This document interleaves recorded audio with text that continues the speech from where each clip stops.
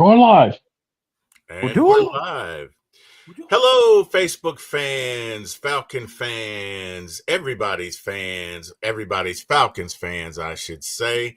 Good evening and welcome to Friday Night Falcons Talk with yours truly, C-Dub and Mr. Ladarius Brown and his band of renown. So, we're going to talk Falcons this evening. We're going to talk injuries because that's a lot that's going on with us. We're going to talk Denver. We're going to talk must-dos as far as the win is concerned. And we're going to talk Sunday and maybe a little Colorado. But you know how we do it on our show.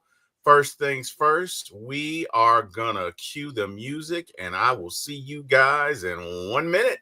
Or we will see you guys in 1 minute. Either way, we'll see you.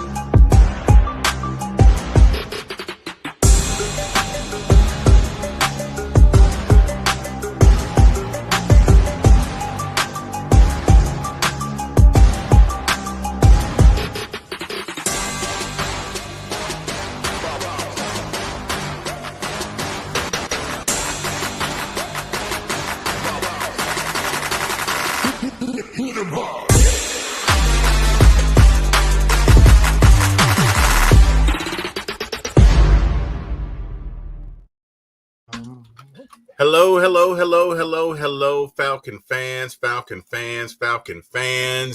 and everyone else out there. C-Dub, Ladarius, how y'all doing tonight, man? Hey, man. We're doing here. We're balling, ready to go. I hear that, man. Yeah, C-Double speaks for me, so whatever he said. That's a new one. That's a new one. Okay. My client, Ladarius Brown.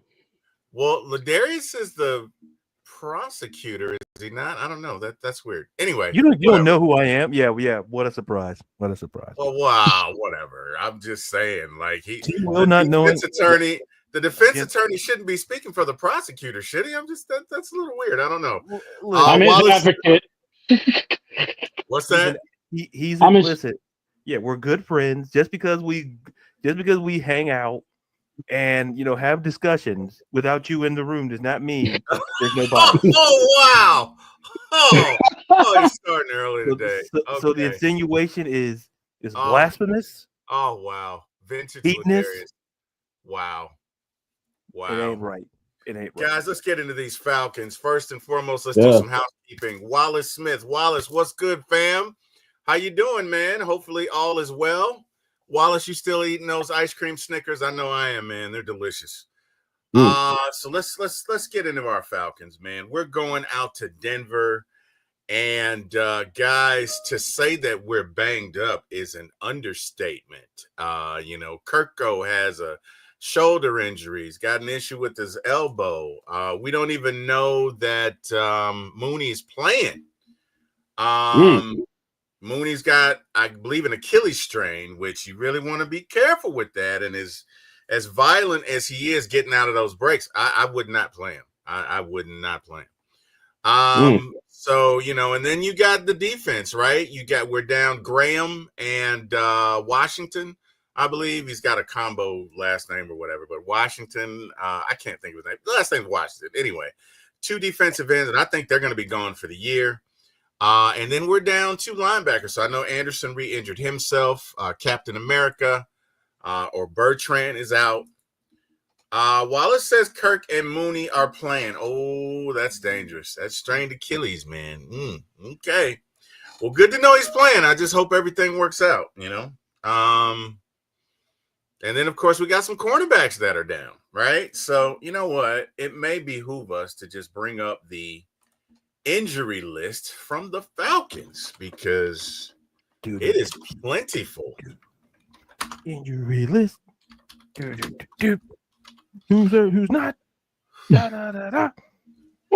I'm gonna call him out, boss. Background music. This is our background music, ladies and gentlemen. Da, da, da, da, da, transition. Baby. Transition. Oh, I like it. I like it. Injury report. Wow, and it is plentiful. So, guys, get ready. Let me go ahead and share this screen. I halfway want to say read them and weep, but gosh, let's take a look at this. So, and we're not talking poker. We got a lot of folks on this injury list. So, yeah, let's get into it. We've got Drake London hip, which I think he's going to play. Drew Dalman ankle, he's coming back. Zoe concussion, I think. I don't know if they brought him back. Kirk Cousins right shoulder, right elbow. Mike Hughes neck. Tyler has a quad. JD has a concussion. He's out. Troy has a knee. Lindstrom has a knee. Nuzil has a calf. Zach Harrison has an Achilles. D. Alford has a hamstring. Antonio has a pectoral. James Smith-Williams, that's his guy, not Washington. Tibia, and I think he's out. I think he's out for the season. And I think Taquan Graham tore his pectoral. He's out. Charlie Warner has a concussion. Darnell Mooney has an Achilles. Grady Jarrett has an Achilles strain. So, I mean, guys, look at this injury list. Now, some of these guys are going to play, but geez. Compared to Denver, who, I mean, they're country clubbing it. I mean, they got a few injuries, but geez. I don't know. Chris, let's start with you. Looking at this injury list, how are you feeling about this matchup?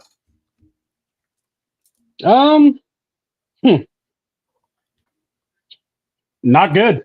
I mean, honestly, I'm looking at this game not as a trap game. I'm actually looking at this game as if Raheem couldn't get this team prepared for the Saints. I don't have any confidence in Raheem to get this team ready for the Broncos. Broncos has, and Ladarius, I hope you could back me up because I know you're the numbers guy. Broncos have a top 10 defense, last I remember. Mm-hmm. They do. Or actually top 5, actually, them and the Chargers. And they're top 10 in passing and rushing, and that means high, lows, and everything, but still. And I get it. You can beat them in the run, but here's the thing, folks. Are we going to believe that Zach Robinson is actually going to call the run? Like, here, this is what I'm going to say. If you're asking C-Double, you coach this team, how are you going to attack this team? With my quarterback, you said has an elbow and shoulder injury? Yeah. We have a receiver with a strained Achilles? Yep. And we're still playing them. Okay. So here's how we're doing this. I'm looking at Drake, who's hip to be squared. And I'm looking at Kyle Pitts. That's unnecessary roughness. Whoa. That's a good song, man. I love Huey Lewis in the News. Don't you disrespect Huey. That's a great song. Hip to be squared. Now, just don't get close to the microphone. It was kind of weird. But anyway, I love the song, though. The hair, man. Oh, anyway. All right, focus. And then Tyler Algier and Bijan Robinson is what this game needs. You got to run. Because in their losses, they do give up some high volume runs. But it's one of those. You're going to have to be, you really need to be able to stay with it. You can't just say, all right, now let's throw the ball like you were doing with the Saints. All right. So that's how I'm seeing this game is our coaches. Because I'm going to say this. After the Saints game, I lost because I said it. How do you respond against last place teams? How do you respond to teams that have nothing to gain and you have to come in ready to play? And Raheem showed he doesn't do well with that. Now here comes a team who just lost on special teams, mind you. Hey, kind of the way, well, we lost on special teams, but we're not going to upset Coup fans because we know we got to give him a hug, pat him on the head, and say, you know what? It's okay. Get him next time, champ. But anyway, so I'm looking at the defense. I'm looking at what the Broncos can do, and I'm going, you got to run the ball. Hey, you got to get Kyle Pitts involved, especially if Mooney's hurt. If Mooney's not 100%, personally, I'm telling Mooney to stay home. You got, sometimes you got to look at the forest beyond the trees. And I don't think we're doing that. And obviously, because look who's playing. So this is a game I got to look at Zach Robinson saying, okay, Kurt's playing. You got to make sure he's protected. Because if one of our linemen fall, you know what happens. And it ain't going to be pretty.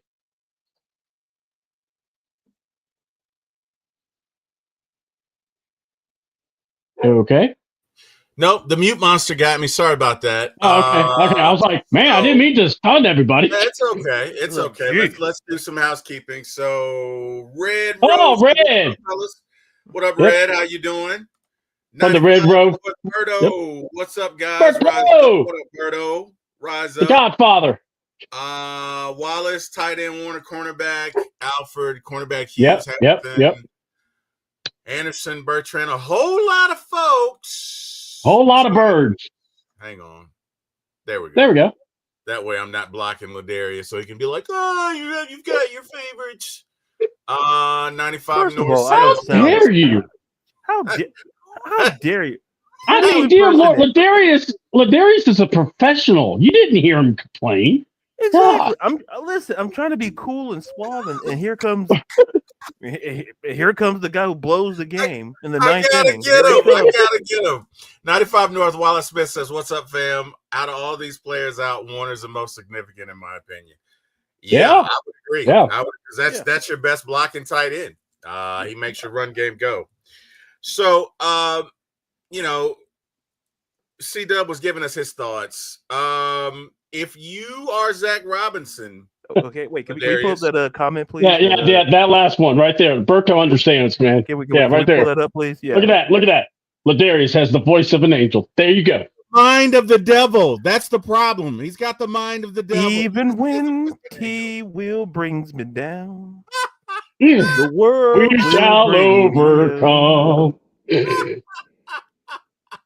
T-Will doesn't get it.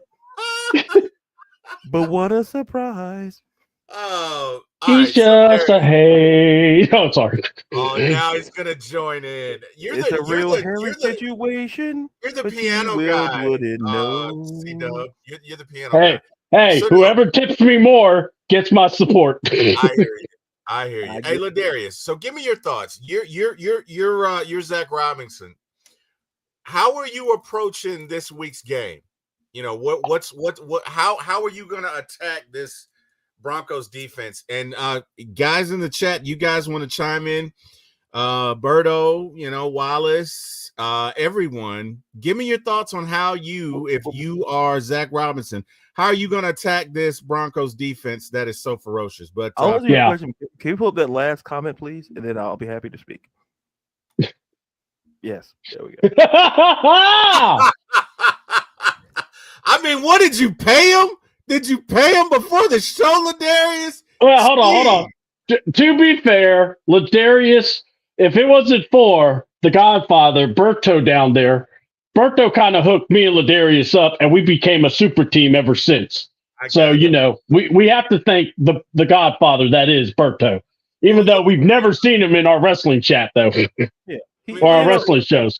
Listen, all I'm saying is that Bert, I love Berto's opinions. They're fantastic. Yes. And I like some people on this show wearing an Atlanta cap. They understand how to support one another. Oh, wow. And whatever. Let me tell you something.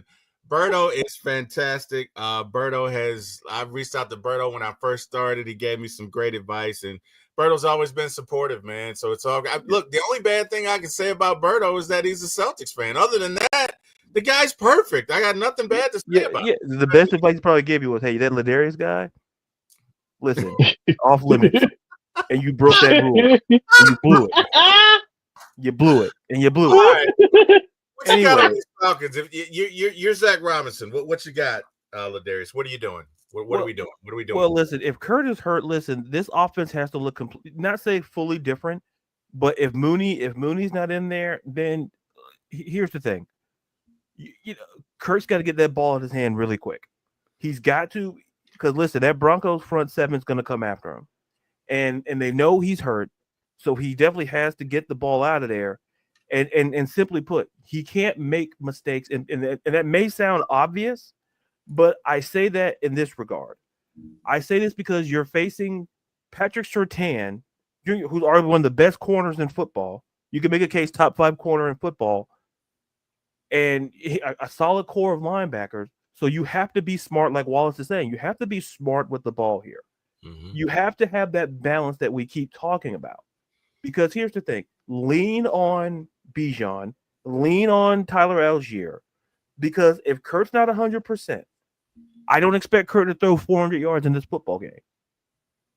Kurt has to be smart with the ball, be efficient with the football, and more importantly, this is key, he cannot be his own worst enemy. Yes. He can't be his own worst enemy in this game. Yes. Because whether it's interceptions or whether we've seen him fumble the ball as well. So the simply put, T. Will, you know, if you're Zach Robinson, get the ball out of Kurt's hands. You may have to run some routes in the middle, run some little simple routes. Mm-hmm. You know, don't go no deep post or nothing like that. Just run some simple, sound, short routes. Yeah. Get the ball out of his hand and utilize Kyle Pitts because he's still a mismatch in most situations. So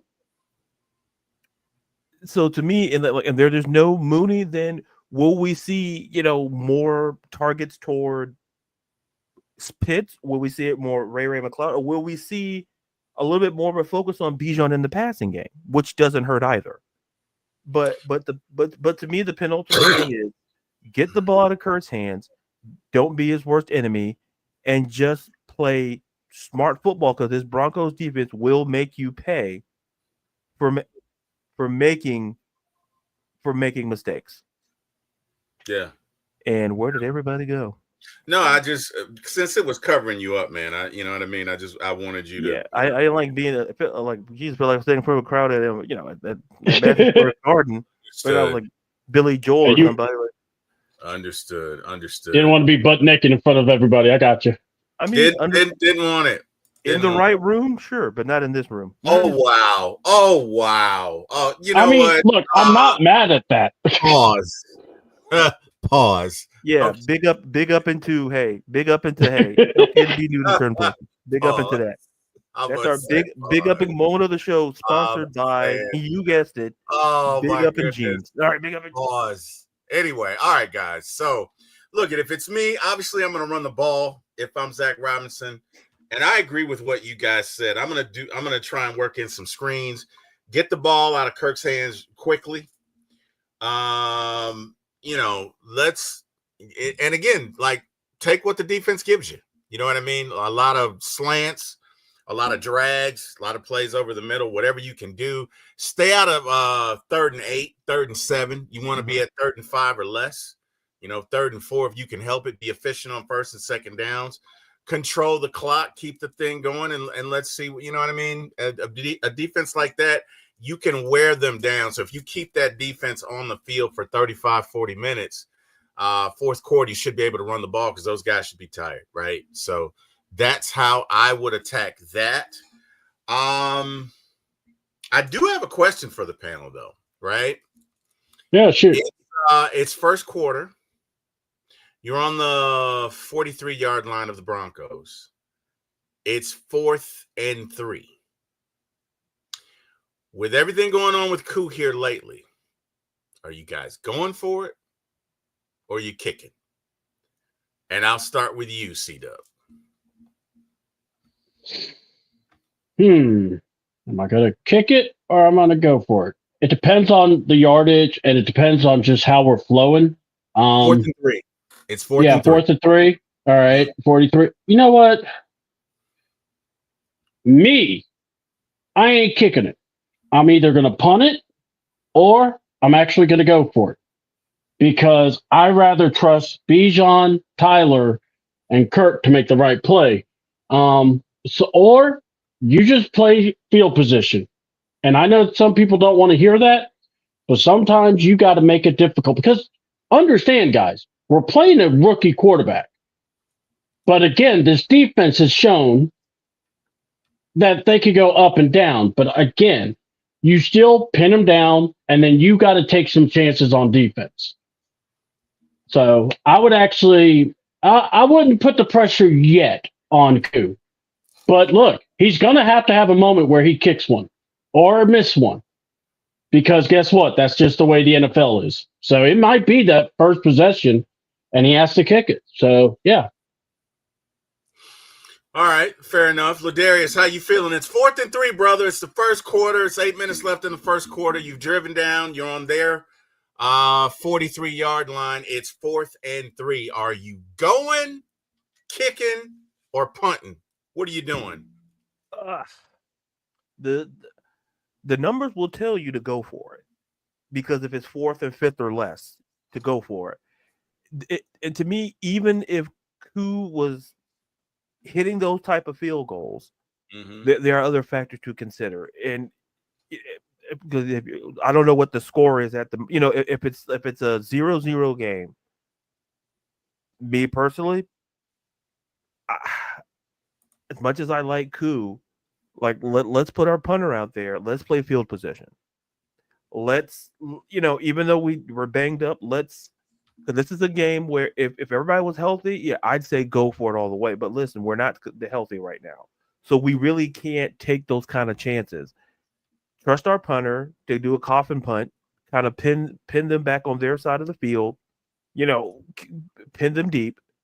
And, and not say trust our defense, but, later in the game, yes. But first quarter, I'm just saying, hey, play field position and just punt the ball away. Okay, fair enough. That's fair. If it's me, I'm going for it. Whatever. Look. Points can be at a premium. What a surprise! What a surprise! Hey, no, look. I'm with you. No. Actually, I'm with you, Terry. It's like one of those. My first intuition, I would go for it. Yeah, but but then I do think about punting and seeing if we could pin them, and really make give an opportunity to our defense. Hey, Jimmy Lake, let's see what you can do. Get us a turnover. Get us something. Yeah, we know how that story is. Well, the reason why I say that is you are going against a rookie quarterback. And, yeah, he may be one of the better ones playing, but you want to still put that pressure on him. Yeah, and like I said, when I first said, listen, the numbers will tell you 4th and 5 or less to go for it. And T-Will was very specific that it was on their side of the field. So, yes, I would consider it. But me, like I say, I'm not saying it's out of Koo's range. I think that would be a 60-yarder, if I'm not mistaken, if it's at their 43, if I'm not mistaken. It'd be like a 59, 60-yard field goal. But I understand the logic to go for it. But to me, I guess in the first quarter, I guess if this was like the second quarter, I would say confidently go for it. Or heck, let Koo kick it. If it's the second quarter, let him kick it. But leading up the game, I would either go for it or play field position. Yeah, like I said, to me, there's not an answer that Raheem can make that goes wrong. It's right. Just if Koo was, if we had confidence, Koo stuff, like I said, has he figured out the mechanics? Because to me, it's just like a pitcher. It's just like a pitcher who has like the yips. Yes, that's a great analogy. It's like a pitcher who has an issue with his delivery. That is fantastic, and I agree. And any hiccup any hiccup with the delivery, it could either you don't know whether it's going to be a strike or whether it's going to be a home run. You don't know. So I'm going to take your time away. But no, you good, man. Hey, look. This is a we thing, brother. This is our show. It is all good. No worries, no problem. So I'll say less bad things about you then. Okay, good. whatever. Let's go. Let's do. And by the way, guys, you are watching this on or this is being broadcast from For My ATL Sports 1 on YouTube. Say again, For My ATL Sports 1 on YouTube. Please like, share, and subscribe, as we would love to see you guys every Friday, Sunday, and Monday so we can talk our Falcons with you. Again, For My ATL Sports 1, the number 4, My ATL Sports 1, the number 1 on YouTube. Please like, share, and subscribe. Now let's get down to housekeeping. My man A1 says, shaking my head, leave it to Berto to get these Clovers out of here, man. I know, man. Nobody care about those Boston Celtics, Berto. That's why, guess what? That's why our ATL Hawks put a beat down on y'all the other night without Trae Young. Shout out to the Hawks. Okay? Shout out to Dyson Daniels. Shout out to JJ. Shout out to Ricochet, however you say his name. Ricochet. A1 And Stephanie Backcourt.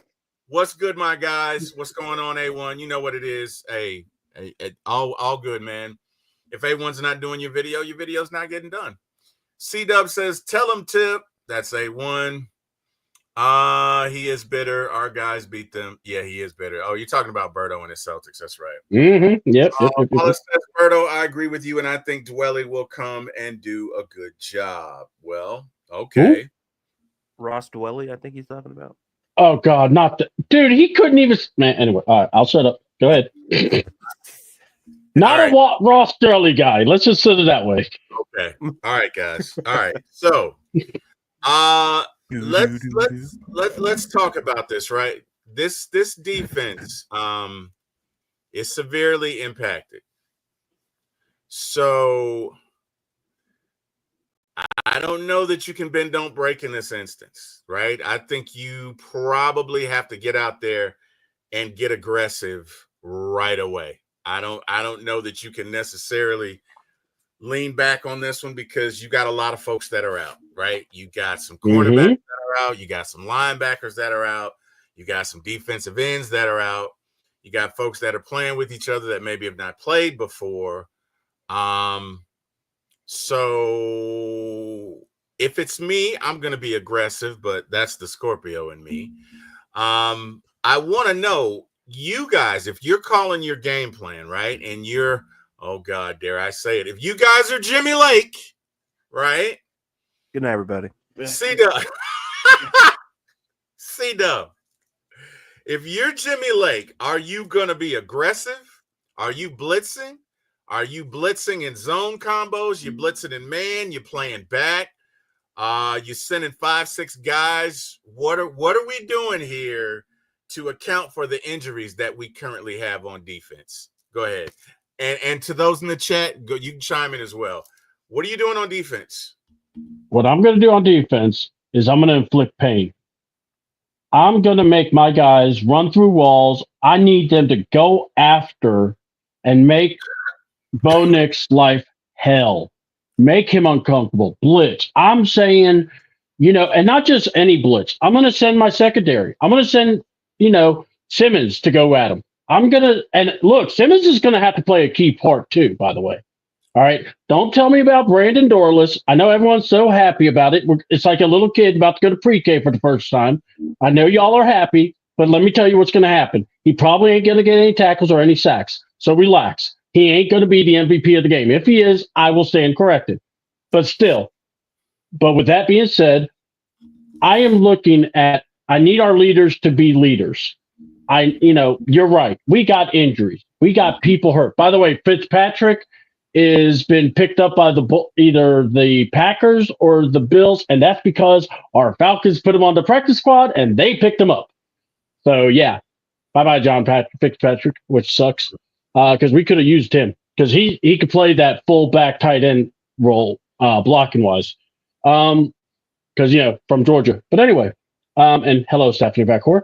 And my thing is, I am literally going after the offensive line. I got to find the weakness. I got to get my speed guys out there. I got to just, I may get D'Angelo Malone available on some, spring outs, do some pick plays, do whatever you have to try to get the timing thrown off, or dare I say, But I need to be. I look at Jimmy Lake or Raheem. I don't look at Jimmy Lake because Jimmy Lake, he's going to do his thing. He'll show up, or apparently he shows up at halftime with the greatest adjustments. First half, we can't find him. But that second half, after he hangs out with the strippers, he got the information. He is on point, aka Jerry Gray and Ra and all the other coaches. But anyway, we don't talk about that. I'm hearing those lemon pepper wings are brain food, man. You know what I mean? I'm hearing those lemon pepper wings from the strip club. It's great brain food, man. So how would you know that? I've been told that too. It does. It does. I'm speaking for a friend, man. I'm speaking for a friend. Yeah. I don't believe you. I'm going to help him out on this one. So, I got to help out Terry. The heel turn. I knew it was going to happen. Okay. Yeah. No heel turn. I'm just saying, when it comes to lemon pepper, it's just a very healthy, organic. Okay, I'll mute myself because apparently. I'm just saying. No. I'm not dishing on lemon pepper. Hold on, Ladarius. I'm one of those. Ladarius, look at me. I like to eat wings. You really think I'm going to say no to some lemon pepper wings? C-Dub. We're just saying each other's names. C-Dub. So, but what I would say is, yes, I would be very aggressive. I would send a house. I would, because you have to do something. Because at this point, if you keep doing the same thing, you're going to be doing the same thing. And guess what? What's the definition of insanity? Doing the same thing and expecting different results. Mm-hmm. Yeah, that's true. All right, Ladarius, you're Jimmy Lake, and are you going to be aggressive? Are you going to blitz? Are you going to play back? Give me. Are you doing stunts, or are you sending safeties? Are you disguising stuff? What are you doing, Jimmy? First of all, I'm doing this answer under protest because I don't agree to the phrasing of the question to put in that man's name. Fair enough. What are you? Clearly a conflict of interest, and you knew that when you asked the question. You knew that. No. I may not know about lemon pepper wings, but I know about No. I know what you're doing, pal. No. I mean, I prefer teriyaki personally. I like garlic parm. I like teriyaki. Yeah, I'm not discriminatory. Yeah. But T. Will or Jimmy Lake, fan number one is a huge garlic. Hanging out with them 5 a.m. So that's why I excuse myself from the conversation because I'm like, it's what are you doing, Ladarius? What are you doing on defense? Give me are you aggressive? What are we doing here? What are we doing? First and foremost, keep him in the pocket because we've seen he can roll out and make throws out of the pocket. Just contain. To me, out of the rookie quarterbacks, he doesn't get talked about enough for being a guy who I'm not saying he's no Jaden Daniels or anything like that, but he has a decent set of wheels. So let's try to contain him in the pocket. And if you're Jimmy, I'm not going to use his name. If you're a certain coordinator, you have to keep Bo in the pocket. Trust, and in this case, you really have to trust your linebackers and your second and your corners here. You have to trust your linebackers and secondary here, because like outside of Cortland Sutton and Berto made a great point earlier. Like the second leading receiver on the team, I believe, is the running back Javonte Williams. So it's not like they have solid receivers on the team, but facing the facts, they depend on Cortland Sutton and Javonte Williams. So if I'm that coordinator, I would focus on keeping Bo Nix in the pocket. Let him beat you in the pocket. Don't let him beat you on a rollout and get 5-6 yards on a first or second down. Because as we all know, listen, it's about minimizing the yardage to get better, to feel more confident, like on the 3rd and 4, 3rd and 5 situation. So if I'm that coordinator, keep him in the pocket. And listen, why, at this point, why not send a blitz? Because at the end of the day, there's nothing really you can go wrong with doing it. Me personally, the goal is to keep him in the pocket simply because you keep him in the pocket, then you have to maybe force him to potentially make a bad throw. you're forcing potentially to get pressured enough to maybe throw an incomplete pass or whatever mistake can be made. But the one thing we cannot do, and this is key, the one thing we cannot do playing against these Broncos is look, we cannot let Bo Nix get out, like I say, get out that pocket and create. He's the type of quarterback he can create. And that's why I say as much as we, like Sean Payton does a great job working with these quarterbacks, knowing their skill set and matriculating it and putting it into the game plan. Yep. He knows about these injuries just as much as everybody on this panel and everybody in this chat. Yeah. He sees it. So he knows that maybe if I can just have Bo maybe try to get him out of the pocket, lure in a couple of a linebacker, and maybe, like I said, make a big play. Or Javonte Williams, swing it out, basically doing what Kurt has to do. Like, listen, maybe trust your run, a little swing pass, a little screen. So I think for this defense, it's all about, listen, you may have to take a risk or two, but keep Bo Nix in the pocket. I can't stress that enough. Keep him in the pocket simply because I don't want to say, because make him beat you in the pocket. I think you'll sleep easier at night if you let him beat you in the pocket. Like, well, at least we contained him. Yeah. So at the end of the day, I mean, that's something to look at. Yeah. Okay. Fair enough. Falcons Fandemic, how you doing, brother? Hopefully all is well. Good to see you tonight, man. Good to see you. Hopefully all is well again. Brother William Amy snuck in here. We have to put Richie Grant on cornerback 2. Phillips 3 in the nickelback. Okay, interesting. Let's see. Wallace Smith says, I think we need to see the defense that we saw in the second half of the Saints game to play like that the whole game against the Falcons. Yeah, but half those guys won't be out there, Wallace. I don't know.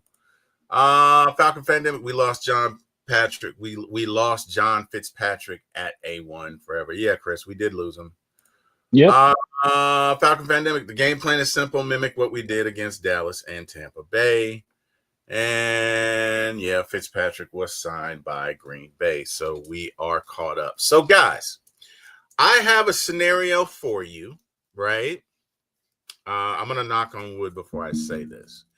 There was an article, or not an article, but somebody tweeted it or whatever that said the Falcons were considering going with Penix Jr.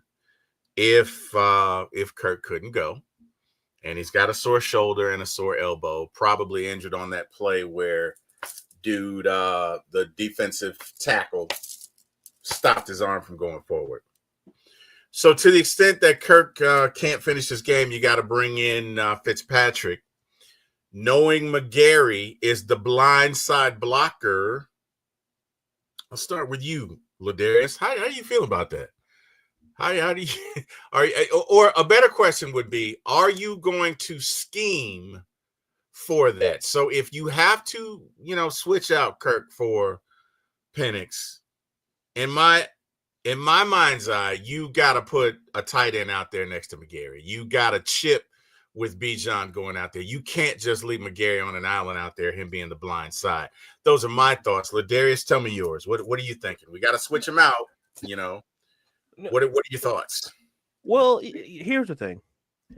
I like your plan, and even to a certain extent, I like what we talked about on the podcast, I believe Tuesday, with John and a fullback. And this is why we need to invest in a fullback for the purpose of for our run game, just for the purpose of protection in general. Yeah. Because here's the thing. There's an adage that goes, hope for the best, but prepare for the worst. Yeah. Yeah. And so, while, like I say, like you knocked on wood, like we're hoping that this scenario, we're hoping Kurt can, can pitch a complete game per se, and maybe not get taken out like in the 7th, 8th inning. But should that happen, like, here's the thing. If that scenario happens, to me, I can't think of another way outside of your plan, to be perfectly honest, because look, go with the guy who's made this offense look pretty good, and that's Bijan. Yeah. Yeah. Like because at the end of the day, penultimately, if you're not going to invest in a fullback, which, like I said, and we talked about it on Tuesday's show, listen, it's becoming a lost art, but it should come back. Because, like I said, we had Ovi, and Ovi did pretty good. Our run game was pretty good. We had Ovi in the backfield. Mm-hmm. But if that situation arises, T. Will, I simply go, listen, it sucks that Warmer's not in there because I think Berto mentioned how valuable of an asset he is in the run game. And He he is is. a blocker. He really is, yeah. It's like as much as we like Kyle Pitts, like that's not his thing. So as much as we like him, it's like, switch him out. So if that situation does arise, if we can't, you know what, I wouldn't be upset if you put him in the fullback slot. I wouldn't be mind if you do the I formation, you put him as a fullback. I wouldn't be upset. I wouldn't be upset at that either. Instead of like have a single back formation, do like the I formation and have Warmer back there. But either way, Warmer should be on the field because listen, Caleb McGarity, listen, we love you. Some people more than others, but you need help out there. So you need help out. So listen, all I know is that Warmer should be on the field, whether in the backfield as a fullback or right there, like to your point, right there next to McGarry. So I agree. I agree with what you're saying. Yeah. Wallace is saying, but Terry, this is why we have a 53-man roster and 16 players on the practice squad. Don't give me injuries, T. Will. Don't give me injuries. Hey, it's next man up. I think that's what Wallace is saying. All right. Wallace says they just had to put on the injury report, and it's going to take more than a little nick and bruises that Kirk has with his shoulder and elbow for him to miss the game. Hey, man, I like your confidence, brother. Not mad at it at all. Love it. All right. C-Dub, if that situation occurs and Kirk has to come out, what is your game plan to kind of help out McGarry on the blind side? What are your thoughts? Well, you're not going to put in Storm Norton over to replace McGarity. But what you might want to do is maybe get creative. Maybe get one of those linemen that maybe can move a little more and have them flex out. Look, when you are in the middle of a game, sometimes you have to adapt. I know that's scary. Falcon fans, relax. I need you to breathe. Sometimes you need to adjust. Maybe, just maybe, you get a fat guy that can move and you say, hey, fat guy, come here. You see Kurt? I do not need him on the IR. You see Penix? I don't need him on the IR. You put them out there and make them, roam around, help them, chip wherever needed. All right. Now, here's the thing. We're all talking about the blind side, but also Jake's been getting whooped too. And that's the other thing you got to remember. Pressure comes from all over the place, especially with our team. It could come up front because the Broncos are strong up front too now. So you can have every plan to block everybody up and someone still gets through. So especially if we put in our guy, which is Michael Penix. Michael Penix, let me remind people, is not a runner. So I would not expect him to scream. Well, I'm just saying, though, he wasn't built as a. Yeah, he doesn't like to. He can run, but he doesn't like to. I would agree with that. I like Berto, by the way, saying, give a go to Tyler as fullback. But then again, we saw Tyler Algier was supposed to play fullback, and he missed his block. So the only guy I could trust blocking is Bijan. And guess what? I kind of want him to run the ball, because for some reason, he's really good at that. So I'm just saying, whatever it takes, if God forbid Kurt goes down, let me tell you something. I love Wallace and I love the Falcon fans. Y'all, it's sunshine and roses and everything is awesome.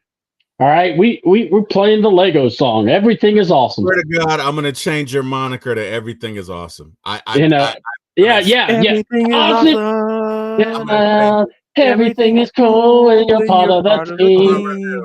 Everything is Your name is no awesome. longer C-Dub. Oh, it's C-Dub because that's what it says on the back of me. But anyway, everything is see awesome. because I'm going to say it. But sometimes you can admit when your team sucks in some areas. And right now, protecting Kirk is now the most optimum thing. And Zach Robinson wants to throw the ball like he's, offensive coordinators do this. All right, run the ball. Smart move to do. Nah, we're going to throw it. Why? Because we want to be that smart quarterback. We want to make sure we could do it. Look, if Michael Penix plays, he's going to play. Because what are you going to do? Kurt's out. We're going to look at everyone and go, well, Michael Penix can't play because he's a left. Be damned. Get in there. Look, you're the backup. So that means if Kurt goes down, you the next man up. Get in there. So I don't expect Raheem to go, don't worry. Stay over here, Mike. I got this. Raheem comes out. Okay, what am I doing? You're lining up under the guard. It's the center's the other way. Oh, my bad. That's the tackle. This is the problem we have. So I would like to see us, if Penix comes in, you start running the football. If you're going to play him, you have to protect him. And then let him give him some shots. Let him get some flares to Pitts. But you don't overcomplicate it. And if you have to, get one of your other linemen to come out there. That's what Baltimore likes to do, too. Get a 6 lineman, or they got that big old ugly who's their fullback. And by the way, hey, it doesn't cost much to get a fullback. Find one and get one. It would actually help the team. So let's do some housekeeping. First and foremost, what up, Ryan? Guys, Ryan from the Birdcage. Ryan gives excellent content, man. Saw his show the other night. Great show, Ryan. Great show. Great show, Ryan. Great everything, man. Love this dude. Just gotta give him his flowers, man. Ryan is that dude. And of course, there's another dude, Birdo, Keith Smith as well. Keith Smith, not Keith Sweat. Yeah, if Kirk spreads the ball around, we win. It's the Falcon way. That's true. 95 North. I'd give it a go with Tyler as a fullback in the game. Just an experiment. Both of the backs on a consistent basis throughout the game in the backfield. I'm with that. I love that. That would be great. Problem is Zach doesn't really like fullbacks. I don't care what Zach likes at this point. Does he like a job? Does he want to keep his job? Do they want to win? Guess what? If you win, you get to stay. You get to stay longer, and then you can actually look and go, "Yeah, I'm so glad I picked up a fullback." And then when you become a coach, you can never have a fullback all your life. I don't want to hear that. Why does everything have to be I'm gonna fire him with you? Like there's no middle ground. No. I did not say fire. All I said was, look, all you have to do. No. I did not say fire. I said if you get a full I said it's not like you are getting fired. I would look at it and go, hey, get a fullback. Well, I don't like a fullback. Well, guess what? You don't have a blocking tight end. We got Booger the McBoo-Boo face over here that can't block crap. What do you want me to do? We got I'm the Ross DeWelly who can't figure out 2 + 2, and I got to depend on him to block. I mean, he went to Alabama. That should tell you something right there. Oh, boy. And then, I'm shooting that one. No, I get a point to do that. But anyway, just get a fullback. And then not just that. If it works, he could take credit as a smart coordinator for suggesting, we could use a fullback. Jeez. No one would know. There would not be the 5 o'clock news going, excuse me, Zach Robinson, we heard that you did not want a fullback. Whoa! No. And then, look, I get it. McGarrity's a turnstile, but it's not like you're going to bench McGarrity if you put in Penix. Because if you do that, then what was it? Norton's coming in cold. He's going to start getting bum rushed. All I'm saying is you got in the middle of a game. I'm just going by what you're saying. If you get this, what you do is you got to run the ball more, and you got to make a conscious effort to protect the quarterback. That's all. You can put in Storm Norton, but what I'm saying is Storm Norton may not have the same success either, though. Yeah, no, I get it. I wouldn't. And to be fair, McGarry hasn't been bad this year as far as he just trips over everybody. Well, whatever, big giant. He's not the dancing bear. That's a big dude, man. But no, in all seriousness, McGarry has not been bad this year as far as pass blocking. He really hasn't. But it's different, as you know, being a blindside blocker. It's different.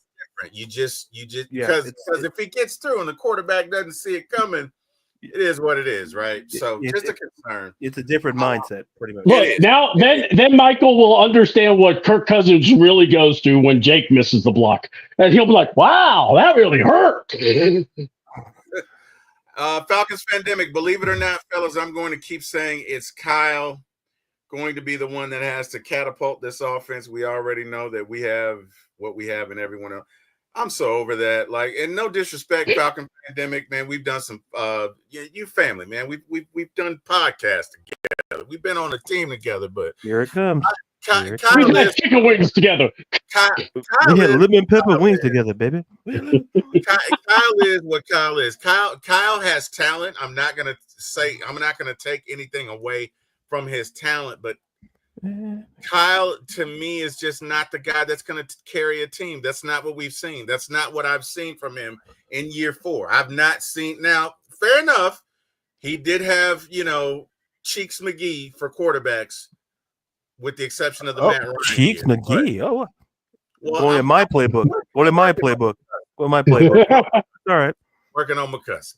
Wow. But we're impressed. But I'm just, you know what I mean? I don't, Kyle is just very mercurial, somewhat inconsistent. Some games he's there, some games he's not. I don't know that we want to put the mantle of Kyle carry it. Now, he can do it, and if he does it, great. Like, in my opinion, Kyle, if he shows up, great. If he shows up and gives you 2 touchdowns and 100 yards, great. If he shows up and gives you 30 yards, great. You know what I mean? Like, I don't know. Hold on. You can game plan. You can put your trust in Bijan. You can put your trust in Drake. Kyle, just not sure with. Hey, go ahead. I just woke up. I just had a dream that we drafted a overrated tight end 4th overall and not gotten Renee Sewell. Man, could you imagine if Renee Sewell was our right tackle and Penix had to play? You wouldn't have to worry about what am I talking about? Anyway, keep going. Yeah, no, and all seriousness. I mean, look, it's bro, this is going to be tough, right? I know when we looked at the schedule 6 months ago, we were like, we got that, but this is going to be a fight. You don't have all your weapons there. This is going to be a fight, and the weapons that you do have are a little tender. It's going to be a fight, guys. This is going to be a fight. So, I mean, we'll see. Let's do some housekeeping. Michael Lahutsky? Lahutsky, okay. Yeah. Welcome to the show, Michael Lahutsky. Please like, share, and subscribe. For my ATL Sports 1 at yahoo.com. Again, the number 4, my ATL Sports, the number 1 at Yahoo. Excuse me, at you. Oh, boy. Let's do that again. Oh, you're giving out a little more. Oh, boy. Very nice. Where Tyler Perry, take 2 in action. Oh, wow. For my ATL Sports 1 on YouTube. Please like. Hold on. But yeah, so Michael says Denver beat a healthy Tampa Bay team 27-7. Not going to be easy, and I agree with him 100%. Birdcage. I don't like Penix playing now. That line can't protect his blind side, which is kind of what I'm saying, right? So if it's me and Penix has to go in there, I'm with Ryan. But if it's me, it's going to be a whole lot of slants, drags, screens. Quick, run. Basic. I'm sorry. Go ahead. Yeah. Go ahead. Basically, stuff to make sure you protect the quarterback, that he doesn't get hit so quickly. Stuff that you don't have to worry about trying to go downfield and try to throw it. You're mean. Just throw in front of you and timing and anyway, I'm sorry. You get it. Go ahead, brother. What you know? Express yourself, C-Dub. Well, What you got? well, you got Jack Spade wanting the link, so you can speak. So I'm about to send Well, it to him well, right now. yeah. All right. Jack Spade about to join the show Oh, from man. Colorado. Wait a minute. He's coming from Colorado. Certain place in Colorado. You know it's legal over in Colorado, right? With the plants they have, smoke weed every day. the herbs they have. That's what you're talking about. Yeah. I mean, I was going to eat some chicken wings, but then I got high. Well, I mean, I'm sorry. Oh wow. They out of lemon pepper wings, but then I got high. Warner is now has to step up in more ways. Yeah, I apologize. Yeah, I kept saying his name. I apologize. All good, but Kyle is not the blocker that Warner is, guys. So He's not. Yeah, He's not. He's not. No. And by the way, who's our other? Dwelly, Smelly. Yeah, it's Mr. Smelly because Fitzpatrick's over in Fitzpatrick's in on the Packers now because he got picked up from him because we had him on our practice squad and hey. I mean, you have good players on practice squad. They had to go away. So, nobody wanted the bums we had earlier, but, hey. But what was it? Yeah. And then Ryan, it's when Birdcage says, preach, C-Dub. Thank you. I appreciate it. Throw up the ones, guys. Just throw up the ones. That's all you got to do. That's all Throw I up the ask. ones. Throw up the ones. Throw up the ones. Okay. Throw up the ones. C-Dub. Once throw the ones, T-Will. Throw up the ones, T-Will. Be a team player, pal. Huh? Knowledge me. All right, man. I'm throwing up the one. Whatever. I didn't like that enthusiasm. You know what? Forget it. Put it down. There's something with you, Darius. I put up the one. Your enthusiasm was cheap. Whatever. I don't like it. Go on with the show. I did it. Whatever. Go on with the show. Look. Ryan says you're trying to turn a foot into an elbow, trying to turn Pitts into a block. Thank you, Ryan. Yes. Ryan yes. Like you're in my brain. Oh my God. Yeah. Real quick, I gotta say this because this is something that I was thinking about because you said it too, Terry. If we're saying let's do this about Penix, I would do it for Kurt. I would get these receivers and just tell them we're going to run some slants. We're going to try to get some guys open. Take advantage of our speed. You got to do anything. And like I said, if Kurt, you don't want Kurt holding it and having to throw it deep. If it's at his elbow and his shoulder, then try to help him with the play calling. Set him up for better situations. Make sure you're running the ball. Look, if Bijan's carrying that load, keep giving it to him. I know as long as everyone is with that weather and that altitude can adapt well to it. I'm just like, man, you basically look at Tyler and Bijan going, look, Kurt's going to need some help. Let's do this. Yes, Kyle is like, has layers like ogres. That's what I was trying to spell, but I didn't want to spell the other word I had in my mind. So anyway, so Kyle Pitts is an ogre. Wasted pick? I agree. Damn, right. Okay. Hold on. So hold on. A man could be here for 4 years, and I still hear fans go, well, Kyle Pitts has unlimited potential. Unnecessary roughness. Kyle Pitts has potential. Ryan the historian. Nope. I overturn. Ryan, hold on. Man, come on. Ryan here. Ryan is a historian. He knows what he sees. He ain't lying. He's a judge for a reason. And he has the liquor. Got your back, Ryan. Well, Ryan's about to come in here and explain himself. So how about that? Jack Spade too, I think. If Jack, what are you doing? I sent it to you. I told you he's in Colorado. Right. That's my is it purple haze? Is that what they call it? The purple haze? Is that what's going on? Purple rain.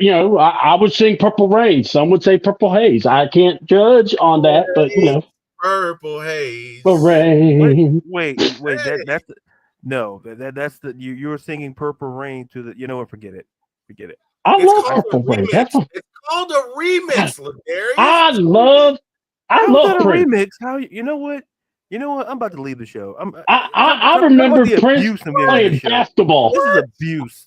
This is not abuse. I'm in charge of the music here, and you're telling me the music. Oh, it's a remix. Like I don't know what a remix is. So you're trying to make me feel a remix. You didn't sing one original chorus from Purple Haze. You did not sing nothing original. A remix. To be fair, I've never heard the song or remembered the full song of Purple Haze, so I apologize. You know what? I'm going to exit the show. So you guys. I am standing on business by saying I apologize. You know what? You know what? We're gonna stop this, right? Because let me tell you something, Darius. We value you on this show, and you're gonna stop leaving early, buddy. This is a team thing. You were just talking about team. We start together, we finish together. Darn it! But can I react, sir? Before I want that the A cap to fall off your head there. I know there's a lot of traction there. So it's a big head. It's a very big head. I don't think that's going to happen. Oh my God! I'm sorry, I wasn't expecting that one. But no, I didn't know we were going to bring behind the scenes in front of the camera, but we'll do it now. No, the reason why because here's the thing. I understand your the concept about the team, but also being a part of the team, I understand there are moments where I'm not needed, and I'm not upset about that. Always needed. That's not true. Listen. I let you talk. You're right. I did. You're right. You good? Can I? Yeah, go ahead. I'm waiting on you, brother. Go ahead. Okay, thank you. No, I'm just gonna say this. And I'm done. This guy. What? You know what? He couldn't think of a joke. He could not think of a retort. No. That's how you get This should be not think of a joke.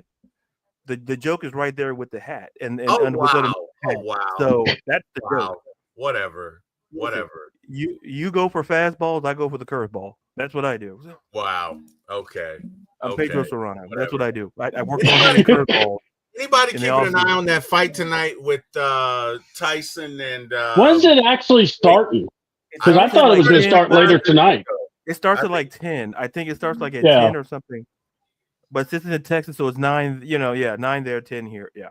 On the East Coast. Something like, if I'm not mistaken. Hey, hold on one sec. Kim, is the fight on? Is it Tyson and Jake in there now? They probably got a bunch of jobbers.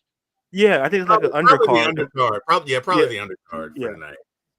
Probably undercard. And we got Ryan the historian. My man Ryan, what it do, man? What's going on? I'm gonna go ahead and sing it because y'all messed it all up. I'm gonna give you the Beanie Siegel version of this, as he did with Bun B, and this was sampled off of the Dramatics in the Rain. Please don't blow my high as I'm sipping that purple rain. It may sound crazy, but it keeps me lazy. Hey, most Falcon fans sipping that damn purple rain. Let's call the stuff for what it is.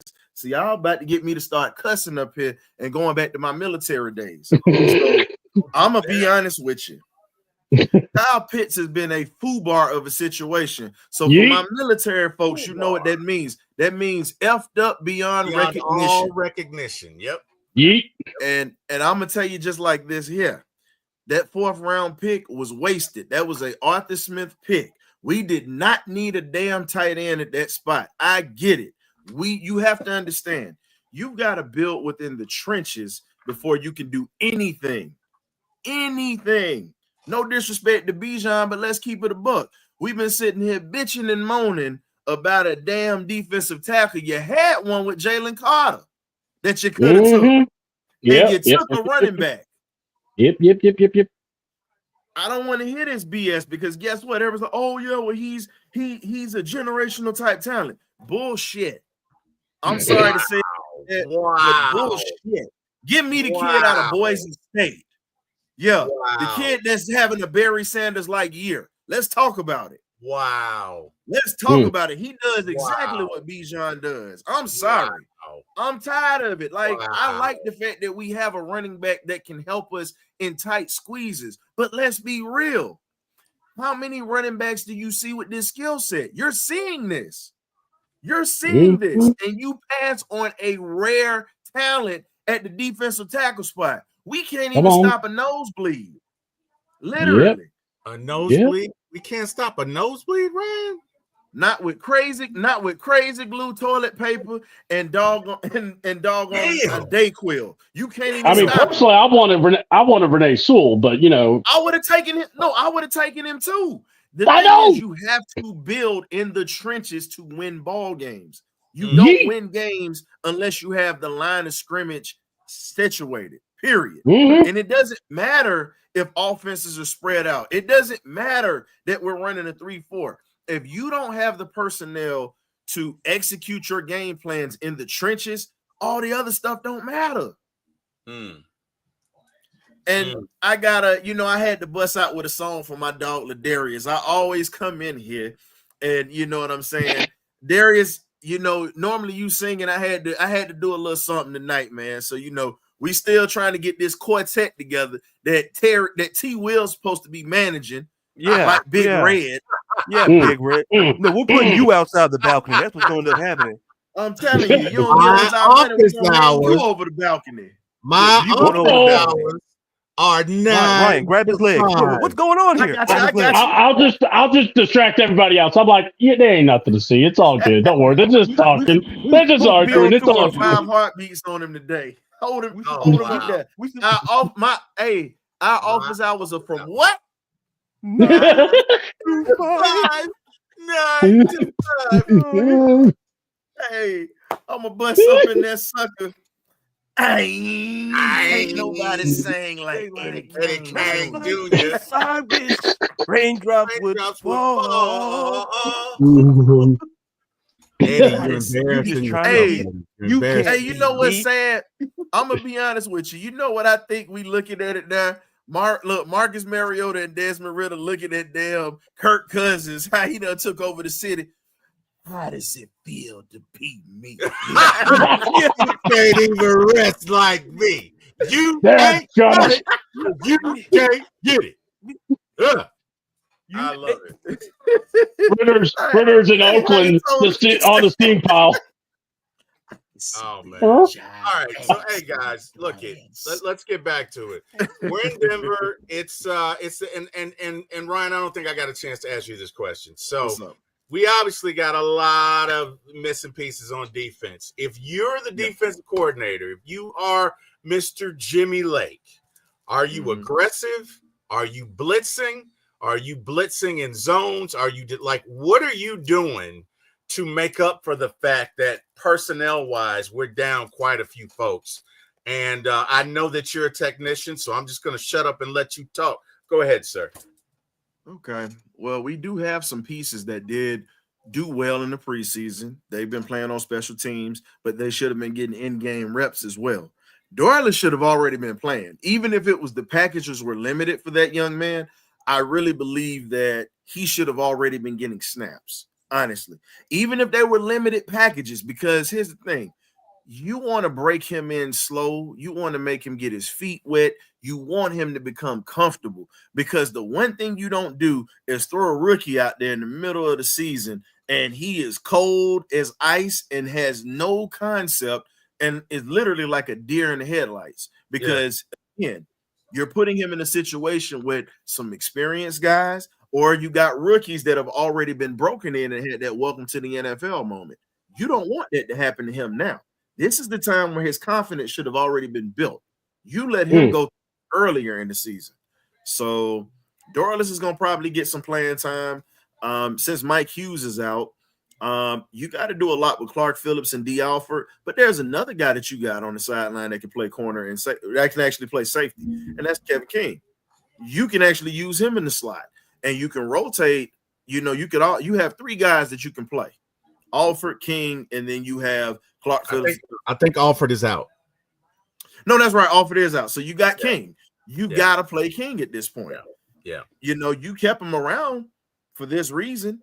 And, Drake's been banged up. He's still up and down. And now you got Mooney that you might be without. Guess what? You got to put Kadero Hodge in there with that speed. You got to put him in there. Hodge has had playing time on special teams. And Hodge came in off the bench on a big moment at the end of a game to help us win. So it's no way in hell that you have guys that don't know what they're doing. You got guys that have had time. You got to let them go out and play. You got to let them go out and play. It's just as simple as that. But in this position, we're going to see if Jimmy Lake really can coach at this point defensively, because we got a lot of defense. We got more defensive players out than we have offensive players. So we're going to see what he's ready to do. Yeah. So I just feel like we need T. Will, I think we just have to rotate and we have to really see what we have. And the thing is, you can't go into Denver. It's a hostile stadium for number one. It's always been hostile, even back in the 70s. All right. With that legendary Orange Crush defense or whatnot. You know, Carl Mecklenburg talked about the fans when he was on the interview with me. Yeah, and great interview. Great. First and foremost, great interview the other night. Great job. Really enjoyed it.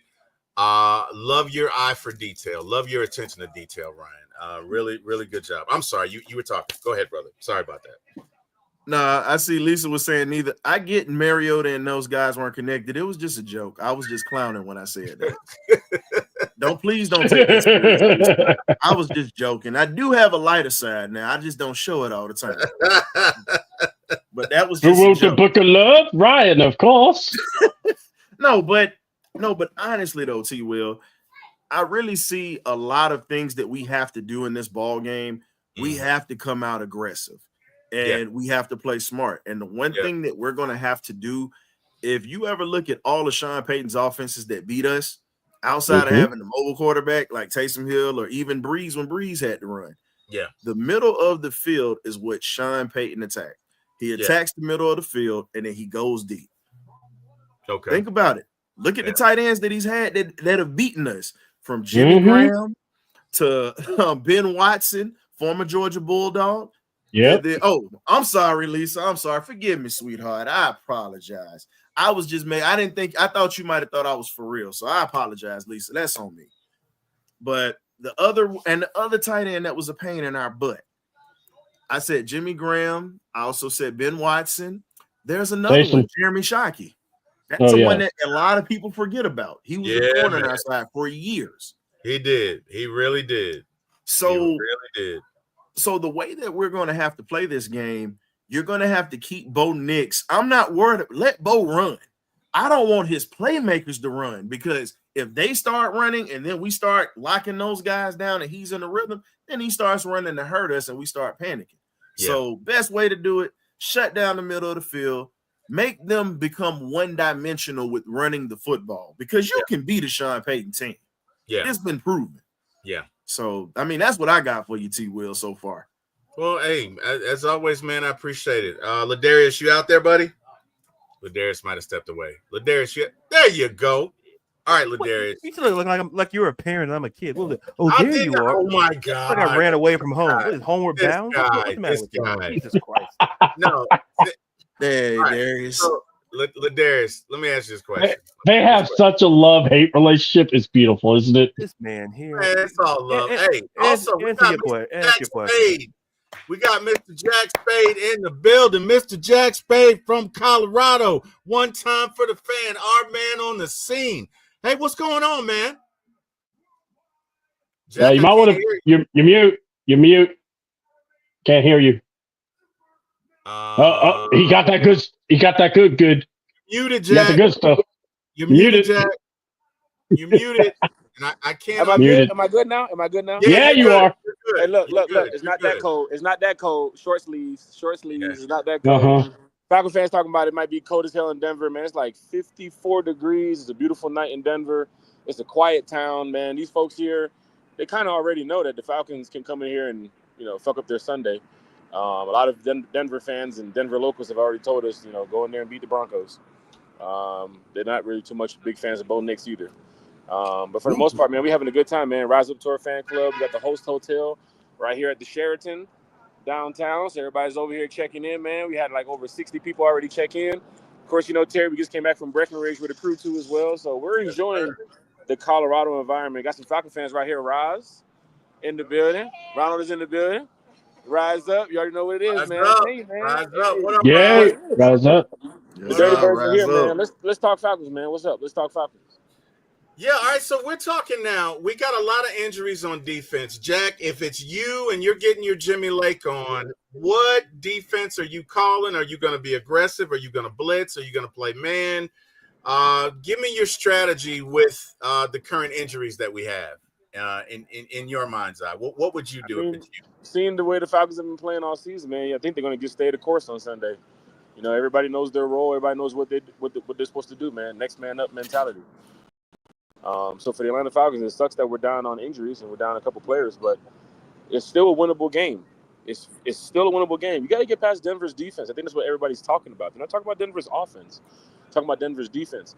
And we're shorthanded on the defensive side with some players, but you know, I trust that Raheem and Jimmy Lake and the crew can go in there and deliver a win on Sunday.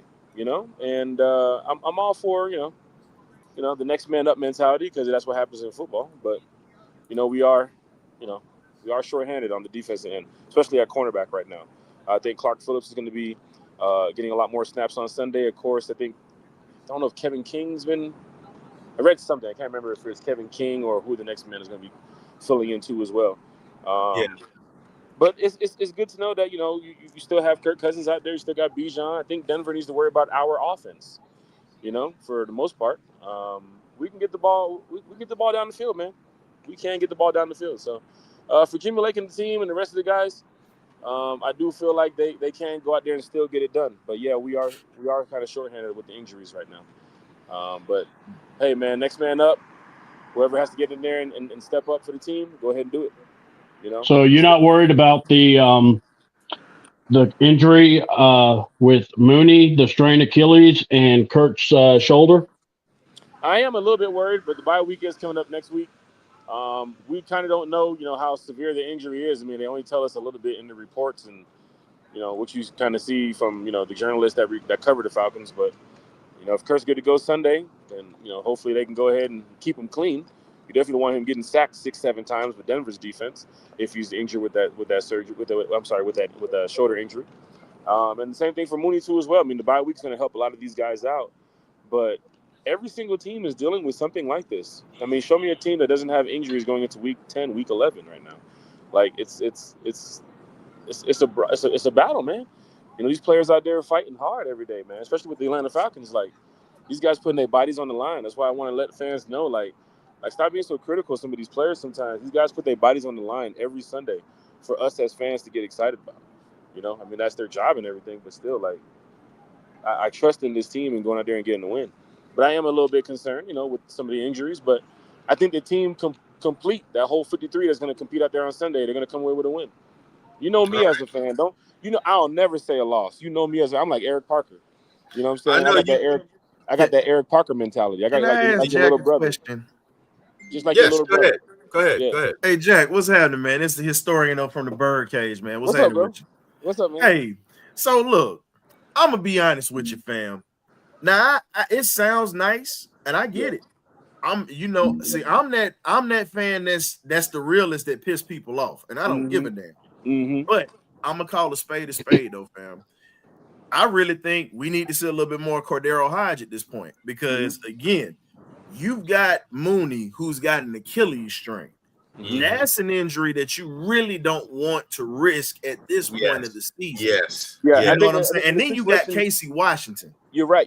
In the situation with Justin Simmons earlier this season, he was battling Achilles, and they played him for one game, I believe, during that injury, and then they sat him out the next week because he was still banged up. You're right about that, historian. You're right about that. And think about it. The difference is Mooney's going to be running, cutting, doing all of this. Yeah. It's not like he's a lineman. Yeah. His job really is to create separation. His feet is pretty much where he makes his money. Yeah, we know his hands is part of the job description, but his speed and his feet. Yeah, you're not talking about a third or fourth string wide receiver. You're talking about your number 2, who's technically like your number 1 in some cases. Exactly. So, So my thing is, Cordero Hodge showed he could step in and make plays, not just on special teams, but he also showed even in games with clutch situations. And this will be a time that you let Casey Washington get his feet wet if you're gonna play him. I like how you call these receivers, man, and I gotta give a big shout out to the homie, man, because you know he might be activated Sunday too, man. My boy Chris Blair, man. I was about to say, You got to put in the other Prairie View kid. Because I told you, I shout out them HBCUs. We got 2 of them right now. Yeah. And they not using them. Yeah. But I think on Sunday with Darnell Mooney's injury, I don't even know how tough the situation is with Drake with the hip. The bye week is coming up. I mean, Kyle Pitts seems to be at 100%. Haven't heard nothing about him. Bijan, Tyler, the rest of the gang. So I hope to see more of Cardell Hodge. I hope to see more of Ray Ray. I hope to see, like you said, Casey Washington. We're going into that middle of the season, going to the end of that season point where we got to see some of these guys. Have you guys even seen Jace yet? We haven't even seen Jace, one of our draft picks from Alabama. Yeah. Like Raheem is really sound with some of the guys he has. He doesn't want to really reach outside the box to grab people, but during this injury period, you got to lean on your depth. Here it goes again, guys. Your fucking depth now. Same thing like last year. You got to lean on your depth now to make sure that your depth chart is set up correctly. You did bring in some bodies that can, can really assist in some areas that you saw fall off hard last season when players went down. So I hope that Sunday, I'm not worried about Denver's offense. I'm not worried about Denver's offense at all. I'm worried about Denver's defense. And compared to our offense, I think we should go out there and get a win. If it's a dominating win, I'll be surprised with the amount of injuries that we have. But come away with a win that's more than 5 or 6 points. Don't put us down to the wire with 2 minutes left to go and Bo Nix is driving the field. Like, we're already shorthanded on the defensive side, and we have the bye week coming up. And then after that, we got the fucking Chargers. And the Tampa Bay top 5 defense. And the Tampa Bay Buccaneers. You mentioned it. He mentioned it, and you mentioned it, bro. Yeah. Both of y'all done mentioned this, and I said this in the cage. Stop playing games all the way down to the wire when we're playing with our food. And I said it like the legendary Dusty Rhodes. I said it last night. You can't live on the lightning bolt because it fizzles out at the end, baby. You understand what I'm saying? We can't live off hard times, baby. If you will. You got to remember. But I mean, I agree with wholeheartedly, fellas. Y'all, I appreciate y'all just letting me pop in and just chop it up with y'all, man. I love what y'all doing on this channel. I've been spreading this around. There's a lot of people on the Falcons network, just hollering at some folks. Some of my partners up here that's Falcon fans. They've tuned in. They love what y'all doing, man. So y'all, all you guys that's on this panel, man, I appreciate y'all letting me on because y'all do the damn thing every morning. Yeah. And every evening that we see you. And I love just coming in here, just being a fan, and I get to cut up and I have no decorum for once. Hey, we love having you. Let me be clear. No decorum, Ryan is excellent. Ryan, Ryan, we appreciate everything, historian, man. Like you go hard not only for the Falcons, he does. But you bring up a lot of the HBCU, you bring up a lot of college football stats, a lot of highlights, a lot of facts and knowledge. I think a lot of people need to pay attention to. But you've also been, like I said, like one of those top Atlanta Falcon fans that you've been A1 since day one, man. So I salute you, historian. Not only that, the man's knowledge of defense. But hold on. We need to get your ass on the road though, because we in Denver right now, historian. Man, I was up here. Wait a minute. You better be in Vegas. You better be in Vegas, Ryan. When y'all clowns came, and I'm saying clowns right now because I'm still hot with y'all. When y'all came up here to Philly, half y'all jokers ain't give us a doggone, give me a shout. I'm still pissed about that, and I live up here. I came home to Atlanta for the Dallas game. Yeah, you should have given the man a shout, but you ain't give me a shout out. So guess what? I would have bought you a steak. I'd have bought you a cheesesteak up here, bro. So you can't put that on me, partner.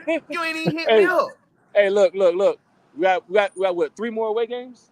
Look. Here go to quite a few away games. Ryan, show up to Vegas, bro. I promise, bro. I rolled a red and black carpet out for you, bro. Show up to Vegas, bro. Hey, I'm telling you. I won't be able to show up to Vegas, but I might try to get to that Carolina game at the end of the season. At home. What about DC? What about DC on the road? That's like not too far, right? That's an hour and a half away. I'll see what's up. If I'm not busy, I will drive down there and I will holler at y'all, boy. Holler at y'all folks. Yeah, man. We definitely appreciate it, man. Keep doing what you do, man, because we salute it. We definitely salute it. Hey, T. Wood, I got one thing for y'all, man. So if y'all are college football fans tomorrow, please, because we talk HBCUs, support the championship between Virginia State University and Virginia Union. Will be playing for the CIAA championship tomorrow. And then you got Miles College playing against Clark Atlanta in the SIAA championship tomorrow. I mean SIAC championship tomorrow. So if you support HBCUs, they are going to be on ESPN tomorrow. So please shout, look at these young men, because I can tell you right now,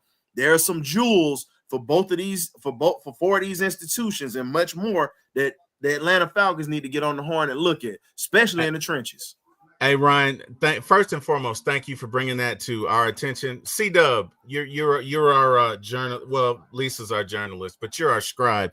Drop everything he said in regards to those games in the chat, if you don't mind, so the folks in the chat can know what it. And Ryan, do me a favor, just message C-Dub offline, and then before this is over, C-Dub, just make sure you drop it in the chat. That way, yeah, gotcha. And we'll have the times and everything. But Ryan, as always, bro, I love your energy. I love your content. And not only does he have knowledge of the HBCUs, Ryan has knowledge about the game. Ryan has knowledge about the game that goes back years before I was born. So I just got to give you your props, man. Like I say, man, you got to stand it. You anytime you want to hop on, Ryan, you know that. Any day I'm on, brother, you can feel free. It's all. Hey, we appreciate you. Appreciate having you, man. Let the folks know where they can find you, brother. Hey, man, catch me Thursday nights with the magnificent Birdcage crew. Every Thursday, 8 p.m. in the Birdcage. Sundays, if you want to jump in before the games, we do what we call the pregame meal. So, Jack Spade, I need you to jump in on that pregame meal on Sunday, my boy. I know we have like a little get together Sunday. If my connection, everything's good. Yeah. If your connection's good, just even if it's 5 minutes, bro, we still got to support y'all for coming through and promote y'all out there too. So definitely, come through. We right around the corner from the stadium. So I mean, yes, sir. We're gonna be out there pretty early. A lot of the Falcon fans, we like to, get to our seats on the away games.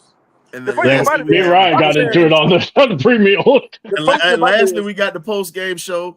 As we say, you got the party line and the benediction. We plan on having a party line Sunday after this Broncos game, after we have some horse steaks and horse burgers or whatever after this ball game. So y'all know how we get down, man. You either get right or you get left, baby. It's the story. I hear you, baby. I hear you, man. All right, Ryan. We'll see you, brother. Yeah. Appreciate you. See Ryan joining us. Love Ryan. So Jack Spade, hey man, I've been seeing you out there in Denver, man. I saw you on the slopes. What happened? I saw you on the slopes out there, man. Man, them fucking slopes. If you don't know how to ski or snowboard, don't get your ass out there. I'll tell you that right now. Oh man, were you slip sliding? You were having a blast?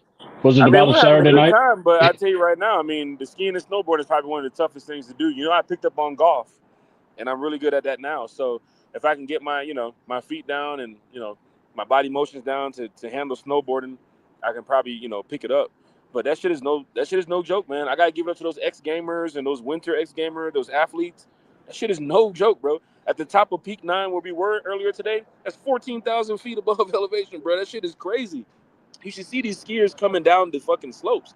Like, these people do it like it's natural, like it's easy for them. But then when you talk to the locals and the people that's out there, those people do that shit since they were small. They give free ski lessons. They give free ski lessons to kids under 12 years old. So these kids are growing up every single year skiing. So when they turn 14, 15, 16, they do have those dreams of being a Winter Games ex-athlete because they have Breckenridge right behind them, which has 14,000 feet elevation worth of snow and just land and acres of just snow and ski and just having fun, man. Like I tell you, Denver's a blast, man. Denver is a blast. Now we got to go in there and get that win on Sunday. You know what we do with the Rise Up Tour fan club. We took a lot of members up to the to Breckenridge. But, we're having a good time, man. That's what it's all about. We're having a good time. We're getting ready to head over to the Jake Paul Tyson fight. We're going to go watch it downtown. And then tomorrow we have our events that start at 11 a.m. We had a plane full of Falcon fans that came in on Delta earlier. We have another plane of Falcon fans coming in on Southwest tomorrow morning.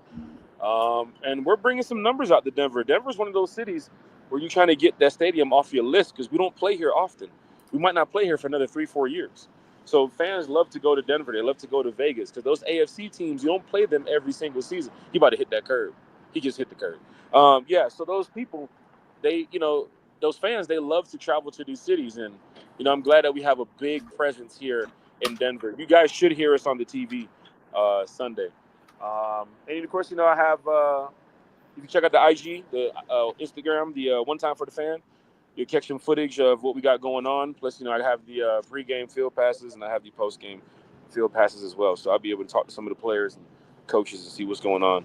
One Time for the Fan, man. We just kind of, continue bringing content from the fan for the fan. But y'all have a great one, man. I ain't gonna take up too much of y'all time. Y'all doing a great job with this podcast, and continue this. This is what the Falcon fan base needs. Let me tell you guys something. Mike, who are you guys talking to this morning at breakfast in the hotel? This morning, the two people that came over there. Oh, the Falcon fans. Falcon fans. Where were they? Where were they? In Breckenridge, right? Yeah. From Austin, Texas, in Breckenridge, and saw us hanging out and said, "Rise up" across the street. We yelled back, "Rise up." They were staying in the same hotel and they getting ready to join our Rise Up Tour fan club. But they want to travel to away games. They want to come to the Mercedes-Benz. They want to be a part of what the Falcons fan base has. The only problem is they're in Austin, Texas. But he travels everywhere, he said. He goes everywhere. But him and his wife were sitting in the lobby. We got Falcon fans everywhere. At the top of 12,000 feet in Breckenridge, there's Falcon fans yelling, "Rise up." We do not even know. And now they're friends of ours now. So I'm telling you, we have a big fan base. This podcast will reach the masses. Continue this. Be positive about your Falcons. Please do not give up on this team, because as long as we're alive, we have to support this team. Let's be real. We're not switching teams. We're not going anywhere else. Support this team. Be positive about the outcome, because even if it's a loss, even if it's negative results, you still have to go to work on Tuesday or Monday morning. Yeah. So it doesn't really matter. Support this team, y'all. Be great. I'm going to talk to y'all later, man. All right. Appreciate you, Jack. Yeah, Take care. Take care, brother. Take care. All right. So, hey, guys, we're going to go ahead and wrap this up. But one final shot across the bow. Darius, do me a favor. Finish this statement. The Falcons will win if.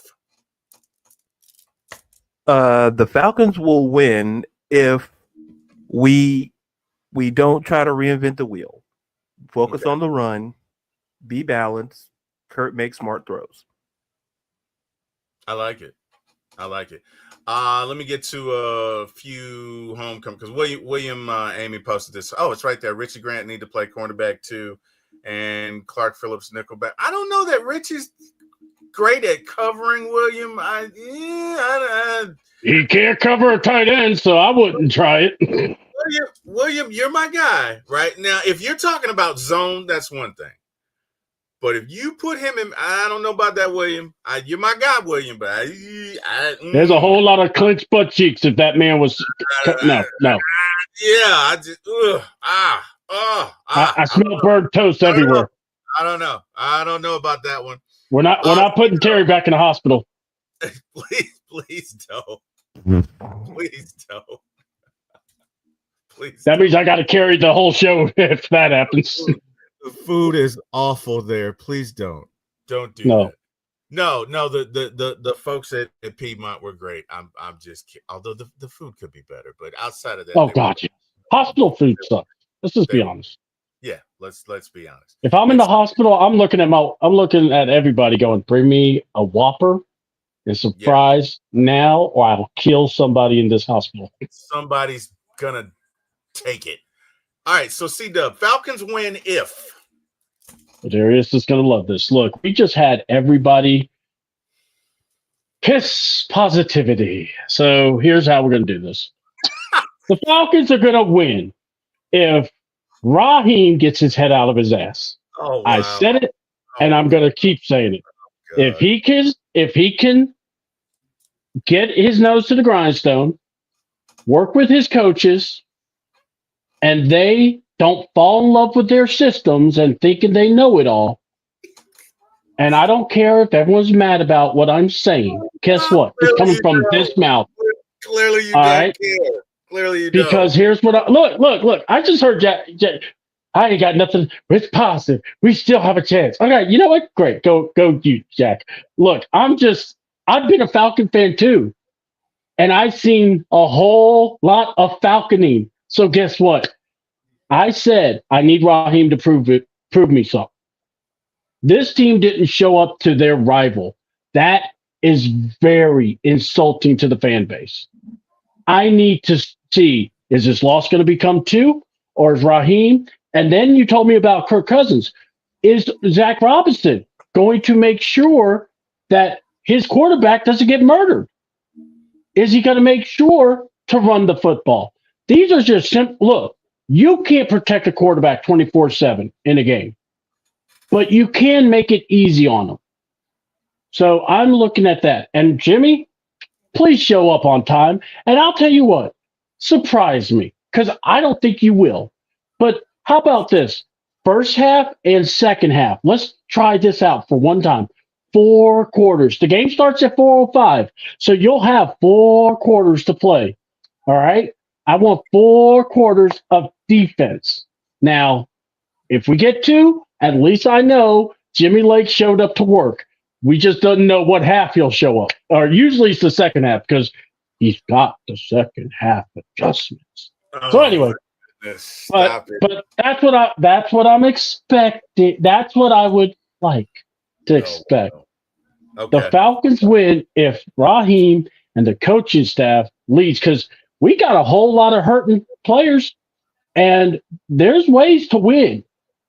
But these guys have to adjust, because it's going to mean you have to adjust your scheme, adjust your game plan.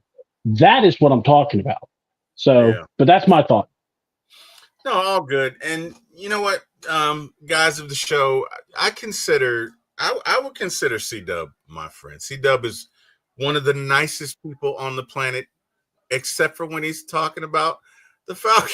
I don't know what happens. I have been hurt by this team so much. Let me tell you something. I could call this guy tomorrow and say, I need help with X, and he'd do it. He'd stop what he's doing if he could do it, and he's doing it. He's a genuine guy. I love this guy. But, man, you start talking Falcons, woo-wee. All right. So, anyway. I don't believe in giving out – look, I'm not giving out trophies just because you play in the NFL. I'm like, hey, come on now. Give me something else. Yeah. Hey, kids, you're only going to McDonald's after the game if you win, okay? I'm just saying. Damn right. That happened to me. We won 2 games. I was so happy to get McDonald's. That's world. That's all right. So, Falcons win if – and I would agree. I think this game, you got to come out and get a lead. You cannot monkey around with these guys. You're in their home stadium. You can't play around. You got to come out and grab a lead. You got to hold the lead. You got to run the ball. You got to play keep away with the ball. And yeah, you're probably going to have to be a little more aggressive on offense. You got a young quarterback. You might have to blitz him, and you're going to have to get home. You know, just bottom line. So I would agree with that. Let's do some housekeeping. Lisa Shepard says that was dumbfounding. How you not showing up for the Aints? That was very strange. It was. You know what? I felt like last week was a nightmare, so I'm just ready to turn the page because I don't know what the hell. All I'm going to say, Harry, you remember what I said last week? I kept saying, this is their Super Bowl, so you have to show up at least playoff mentality, and you didn't even do that. Yeah. You just showed up going, let's throw the ball out there. You didn't. Oh, we're getting our ass kicked. You didn't. Wallace says, when are y'all going to call out some of these players? Because it's not all on the coaches, and these players have to go out and execute the plays and beat their man in front. No, you're right. You're right, Wallace. And there were a lot of I think the Saints played a lot of man. Now, one thing about the Saints, they mug people. So they got away with a lot. They got away with a lot because Mooney is typically open, right? And have you ever seen Comebacks? Have you ever seen the movie The Comebacks? Yes. Do you remember the scene where the guy's like, he's literally mugging my guys? That's my homeboy's on top riding and taking his wallet. Right. That's the Saints defense. That is what, yes. Yeah, absolutely. No, I agree 100%. So, yeah. No, I mean, and Wallace is right. You know, there are some guys. Yeah. Specifically on the defensive line, they need to get there. We've talked about it. They got to do better. And AJ. Well, AJ's out, right? AJ's out this game. I don't even know if he's out or in. I thought he was in. I didn't see his name on the thing. I don't know, but I mean, we got to do better. AJ's got to do better against more physical, taller, bigger receivers. And yeah, Justin's I don't want to say last game, but the game before that wasn't really great. Or I don't know. Justin's got to step it up a little bit. I don't have an issue with what Justin's play is just he's got to step it up. We're gonna need more. Look. The question that Wallace said about players. Wallace, if I called out every player, I'm going to hear not you, but from someone else telling me. And you just heard Jack. Don't be going at these guys. They lay it on the line. So he just said that. So then when I go after Koo for missing 3 freaking field goals, I hear people go, C-Dub, you can't go after Koo. He's done so much for this organization. No, you didn't hear that from me. I know that. No. Terry, you're the only one I didn't hear from. But everybody else, he's won so many games. Yeah. But and then you hear people. So it's like. Speaking of Koo, right? The 49ers kicker missed 3 field goals, and Debo got after him. Yeah. Now, this is interesting because the holder, the long snapper got a little pissed about this, and Debo kind of slapped him, right? Yeah. And when all was said and done, Kyle's like, well, he overreacted a little. He was saying the long snapper overreacted, but it's going to be interesting to see like what happens with that because I don't. Yeah. There's a way to call anybody out, right? There's a way to. I mean, and I'm not getting hell with it. It's the 49ers, whatever. I don't care. But it's interesting that on the same day, our kicker misses 3 field goals. Arthur Blank kind of walks him off. Can I tell you what I told Ladarius? I thought about that. No. I know what you think about it, but okay, I didn't know. I can't remember. It is a question, right? It is a question. So, and I'm going to pose this out to the chat as well. I am a Gen Xer, which means I got ass whoopings growing up. You know, I would imagine C-Dub did too. Darius is a millennial, so I don't know. Darius might have been in timeout. I don't know. Darius might have been. I don't know if Darius was a member of the ass whooping. Oh, come on, Darius. Oh, don't you do that, Ladarius. Come back here. I'm just messing with you. But I'm interested. I'm interested to know, are you guys positive reinforcement or negative reinforcement? Like to your point, C-Dub, when you see Koo miss 3 kicks, and lest we not forget, this is not isolated to this game. He's been in a slump for 6 games, right? Yeah. I mean, okay, hold on. I'm curious. No, I want to hear what Ladarius has to say. Yeah, please. Please, Ladarius, because I got to get my mind straight since we're talking Koo. On the same day, you get an owner who comes over to the kickers like, it's okay. It's going to be all right. Come on, buddy. You still got your millions. I'm going to take you to McDonald's after the game. Or how about we get on my private jet and I get you some milkshakes, huh? Oh! I don't know. Whatever. I'm poking fun at it. And then on the other hand, you got Debo who's going off on the kicker and who's going off on the kicker, and the long snapper butts in and Debo tells him, mind your effing business, and punches him. Are you negative reinforcement, Ladarius, or are you positive reinforcement? Like, what are your thoughts on this? Go ahead, brother. What you got? Oh, I can talk. Okay, great. I think he was just saying that in general because he was muted for a while. Wait, yeah, because everybody was just talking, and I was just here like, oh well, check's not in the mail, but still. But stop it. No, because here's the thing. You know, despite being a millennial, which was not mentioned, by the way, in your little rant. But anyway, I'm gonna. Yeah. I think I did say you were a millennial. No, you didn't. You didn't. Well, I meant to. I'm sorry. You did. Remember, petty people always remember. I remember.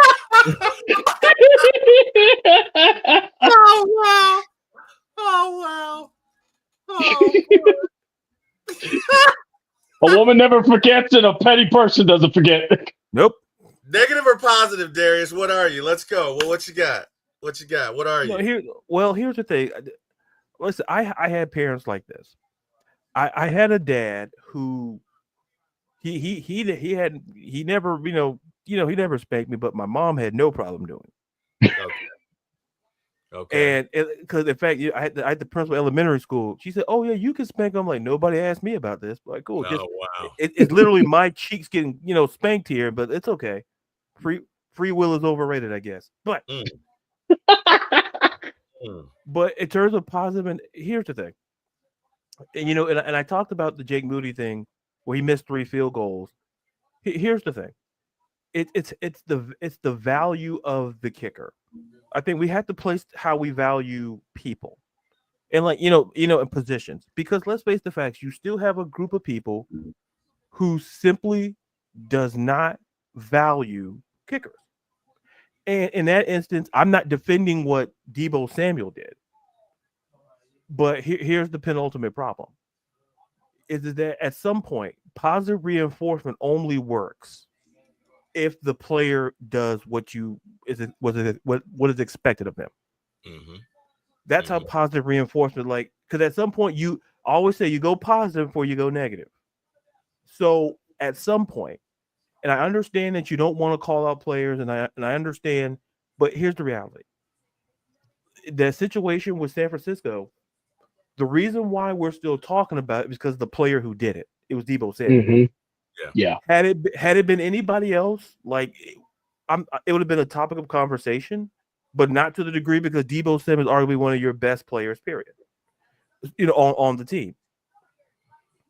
So to me, when it comes to positive or negative reinforcement, look, it's a balance, because it can work. We've seen in the NFL how look at the coaches. We've seen coaches who are positive reinforcements and it works. And you got the negative reinforcement. You look at the Bill Belichick's and the Bill Parcells of the world. Listen, they won Super Bowls. And they didn't care about whether Phil Simms threw an interception. Bill Parcells got in his face. Feelings. Nothing more than feelings. And with Tom Brady, when Tom Brady messed up, Bill Belichick got to him. Look at them on the side, on the sidelines. I argue going back to San Francisco. Remember when Mike Singletary was the head coach, and he got into it with, I believe it was Vernon Davis. My favorite. Who was it? It was with Vernon Davis. Yeah, and he was like, "Can't win with them, can't let them." That whole rant he went on. Yeah, can't win them. And long story short, he told Vernon Davis, "Hey, you can leave." And Vernon Davis, a healthy Vernon Davis, don't get out. We don't need you here. Mm-hmm. So as for me, it's about it depends on the player, depends on the situation. But more often than not, I lean toward the negative, kind of like 51-49, because you can only be nice to people for so long until you're like, hey, I need you to do this. Like at your job, listen, positive reinforcement. Hey, we need you to get this done by 5:00. And it's 4:57, and that thing's not turned in. Here comes negative reinforcement time. Yeah. And they told you 2 hours ago it needed to be done by 5:00. Yeah. So I lean toward negative simply because just based on personal, the minimal personal I have on, I know I'm the youngest person on the set. That's been made clear by somebody who wears an Atlanta hat. But the point is this. Wow. It's just on the personal experience is that sometimes that negative reinforcement should charge you up. That positive reinforcement is like, well, there's no consequences, and I can just keep doing what I'm doing. The little bit of negative, it can push you. So millennial out. Fair enough. No, those are fair points. So from my perspective, I have 3 kids, right? Positive reinforcement does not always work with them. Sometimes it does. Sometimes it now they're grown now, so whatever. But when they were coming up, positive reinforcement did not always work. And it's interesting because my wife is all about positive reinforcement. Like my son could be hanging from the chandelier and she'd be like, Zachary, let's talk about this. Let's really, and I'm like, man, if you don't get but I think it's balanced. And I think it depends on the person that you're dealing with. Some people respond to positive reinforcement. Yeah, absolutely. Some do. Some people, if you go negative on them, they will shut down. Yeah. Right. Like I said, it depends on. Like I said, it depends on. It really does. It really does. So, and then there are others that you got to chin check them, man. But so I'm 50-50 because having raised 3 kids, I was in management in corporate America for a while. So I've seen those that respond to, conversations and go get them. And this is great about this. You know what I mean? It comes down to the person, right? There are people that even if you have to deliver something negative, you got to give them 20 comments and, well, you do this great, you do this great, you do that great, you do this great. And by the way, do me a favor, just, let the toilet down, blah, blah, blah, blah, blah, whatever. You know what I mean? And then there are others you can just cut to the chase. They don't want the fluff. Look it, man. I need you to tie your shoes before you come in here. You get what I'm saying? So it really, I don't know that there's one way to do that. Yeah. You have to be consistent, right? So even though you may apply it differently, you have to be consistent. But I just thought that was irony on Sunday, that in 2 different scenarios, you had 2 different things. C-Dub, positive or negative? How do you feel about it? I think I know the answer to this, but I'm curious to hear. I think I do too, but I'm gonna listen. I want to hear what he's got to say. Go ahead, C-Dub. What you got? Taking the glasses off on this one. Took off his glasses. Yeah. Because let me explain something. I got my ass handed to me many of times by both my parents. All right. Here's my thought. I remember my dad telling me when I was a kid, no one's going to feel sorry for you. No one doesn't want to hear your problems. And you're going to need to learn to find your strength from within, because no one gives 2 craps. And I was like, man, my dad's kind of harsh. But then as I grew up, kind of understood what he meant. And as a man, I remember seeing Arthur Blank bringing out Michael Vick. Part of me was like, man, that's pretty cool. This man's a billionaire and he's, bringing out his star player. And then I realized that's the dumbest crap I ever saw, because everyone made fun of it. Now, fast forward. And now we've heard about the alleged. I'm not going to bring that up because, quite honestly, I just don't give a damn. If it doesn't involve my Falcons, I don't care. All right? He wants to have fun, let him have fun. He's old enough to get what he wants. Now, my thing is, if I'm a coach and I saw the replay of Arthur Blanks patting my kicker, I'm going to have a nice little talk with Arthur. And I'm going to ask, would you like to coach this team? Stop coddling these boys, these so-called men. I am not approving of what Debo did. I think Debo should have gotten his face maybe in the locker room. Yeah. But I at least respect, because you're a competitor. You want to win. Last thing you want is to lose. Look, you're in a tight NFC West. We can't be giving away free field goals, no problem. You got to get this win no matter what. So in my point of view, I look at it and I just say, yeah, I want someone to look at. If y'all saw the game and saw how Koo was just having a towel wrapped around his neck, people were coming up, I wanted to slug him, because I just wanted to go, I don't care how smug you are, you prick. You just got one blocked in your face, and then 2 of others, one you doink, and the other one I would have whooped his ass on the sideline. I would have Buddy Ryan'd him, because my thing is this. Nah, I got to humble you. And then if I saw my owner, it's okay. I'm looking, the man, Arthur, how many championships did he win for you? How many division titles did he win? Oh, none. Justin Tucker, he's won championships. He's won Super Bowls. He's struggling. They don't have a problem with him. You know why? Because they still have the defense. They have the offense, and they're going to work with that. You could do that with him. This is a coup. He's never won anything for us, and I know he's precious, and we have to hold him like a baby and burp him and make him feel good. His name ain't George, and I'm not giving him the pass of, it's all right, it's just a game. He misses a kick in Denver, keep his ass in Denver. and go get you another one. And I'm sorry if that hurts people's feelings, but last I checked, I'm tired of not sitting in the postseason time and not seeing my Falcons.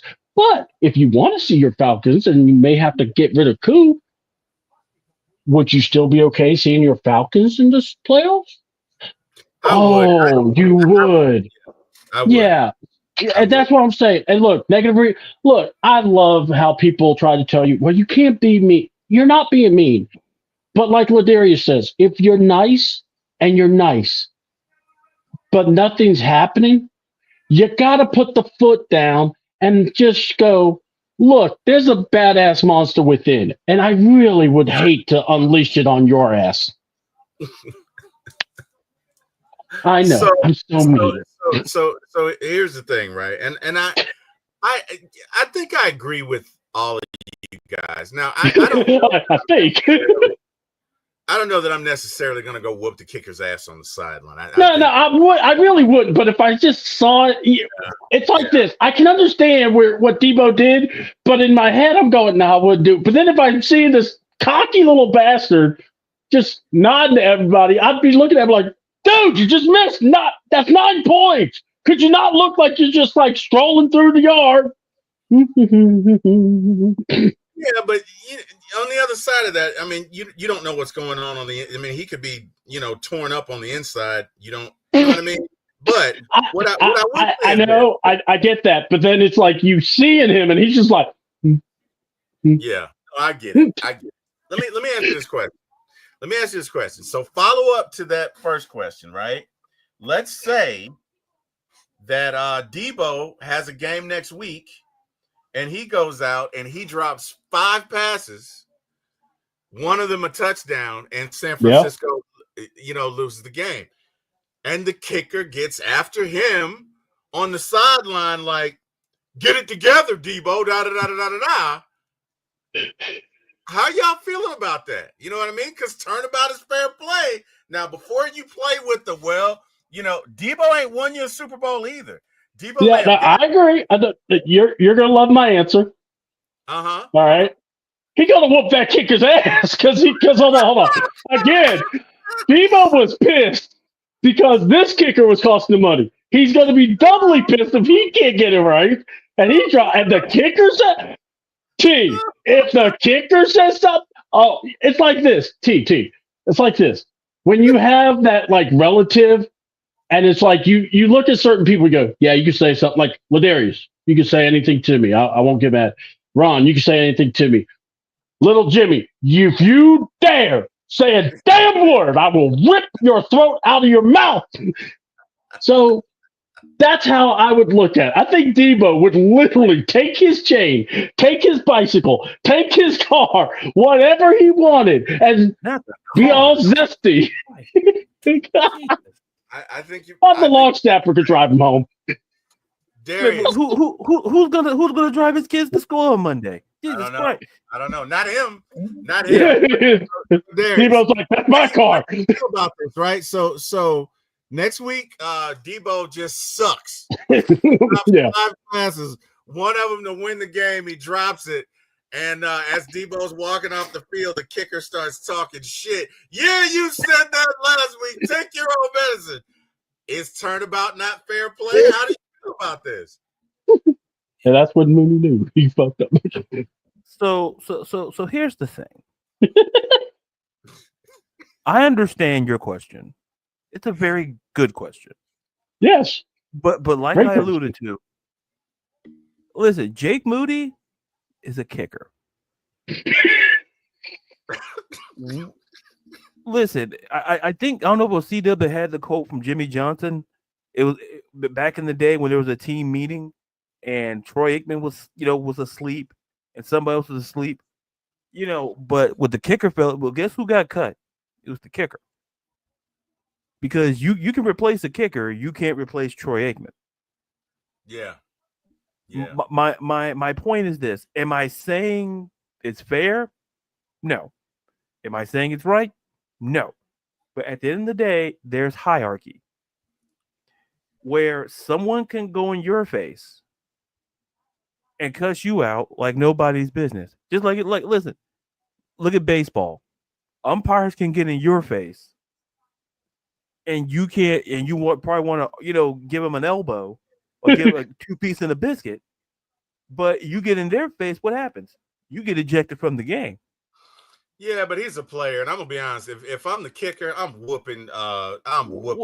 Well, listen. Here's the thing. Godspeed. If you do it, that's fine.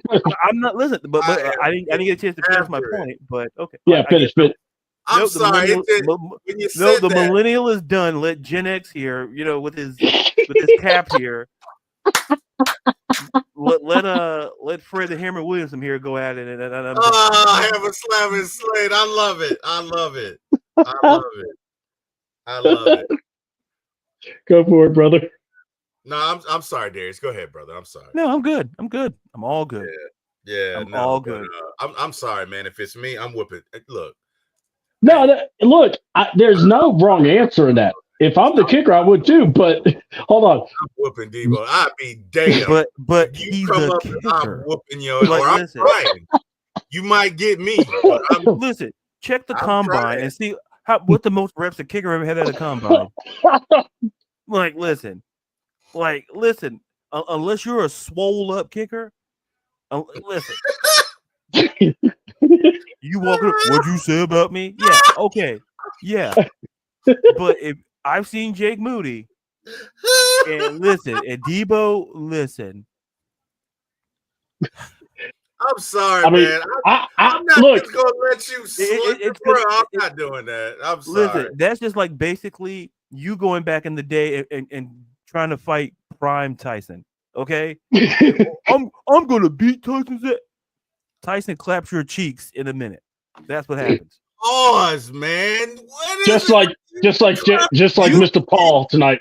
Listen, you. Wait. I can't say cheeks, but you can say cheeks. No, you said clapping cheeks. That's a little different, sir. That's a little different. How would you know that is different? Why would you say pause so you must know what it means? I'm asking for a friend. That's all I'm saying. But no, Regis. This ain't wasn't a millionaire. You're asking for a friend. This ain't no lifeline. Sir. You know what it means. Oh, if you want to play a game, we can play Monopoly, but we're not doing that here. We're not doing. Hey, I got to get back to making the world safe for wireless people everywhere. So yeah, you do. We're sorry. Batman? Wait, is he Batman? Hey, no, you're Blank Man. You're Blank Man. No. I am. You're right. And I'm Don Cheadle's character, and then I come out, but except I come out on top. Rewrite the script. Yeah, right. Whatever. Yeah, hey, what's underneath that hat again? Oh, my eye. Put it back on. Okay. Whatever. Darius, tell these folks where they can find you, brother. You can find me on Twitter and TikTok at Ladarius_Brown. You can find me on Instagram at Ladarius_Brown, a writer and editor for at Beyond Women's Sports.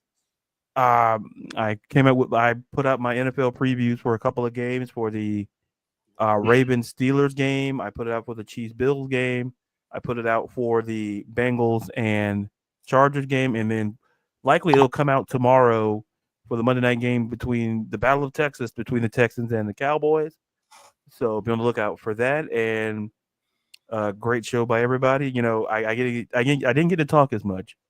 So if you want to direct your comments on that, shout out to Berto for having my back and C-Dub for having my back. Oh wow. Okay. If this was the Last Supper, I know the ones coming for my neck. That's all I'm saying. I know. Oh wow.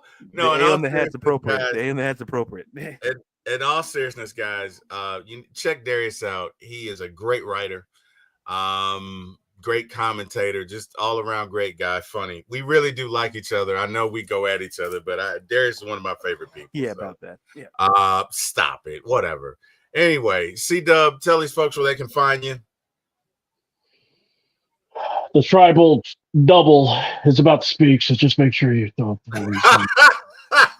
C-Dub, I need a red Ufala first, but still, I'm just going to say keep your hands down. What you did earlier was cheeks, so you keep your finger down. You weren't enthusiastic at all. There you go. We'll do it. Let the professionals do it. Okay. No, I'm just learning. So, I figured this was working. So, C-Double, where can we find you, buddy? Oh, wow. I am right here at my house. It's 72. Oh, whoa. Almost gave my address away again. I almost had a pen and paper out. Yeah, hey. Oh, wow. Use your location, right? All right. TikTok. Find me on C-Double28. You can also find me on YouTube, C-Double28. And also want to say you can find me on Facebook. As long as you type in C-Double, you'll find me. Either my page or also my actual Facebook. And then let's see, C-Double-AWTN is the Twitter. And also, just my last thought on this is this. I just want the Falcons to actually prove to me they're going to be serious. They're going to come in here and win this game. Now, if Kurt's hurting, then I need to see also Zach Robinson come up with a game plan to protect Kurt so that, and not just protect him in protection-wise, but try to let the other guys do the job. Let the other guys do the work. So I just wanted to say that because I know I hadn't been able to say that on that one. But yeah, I just want to say thank you all so much, especially you, Terry, especially you, Ladarius. You guys are awesome people. I love working with you guys. You guys are my brothers. I love spending any time with y'all. I mean, we could talk wrestling, we could talk football, we could talk, what's happening at the supermarket. I don't mind. It's fun. Oh yeah. Don't forget, we have a meeting after C-Dub. Yeah.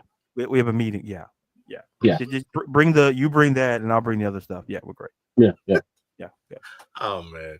All right, guys. First and foremost, man, I enjoy doing shows with both you guys. That's our show, folks. Thank you all for watching. Oh my God! Stop it. Anyway, whatever. Be safe out there, friend. Whatever. We validate parking here. So good night. Stop it. Whatever. Thanks, Wallace. Wallace says, great show, guys. Thanks, Wallace. Thank you. That. So you can find me at One Time for the Fan, where we air shows typically Wednesday nights at 9 p.m., Friday mornings at 9 a.m.-ish.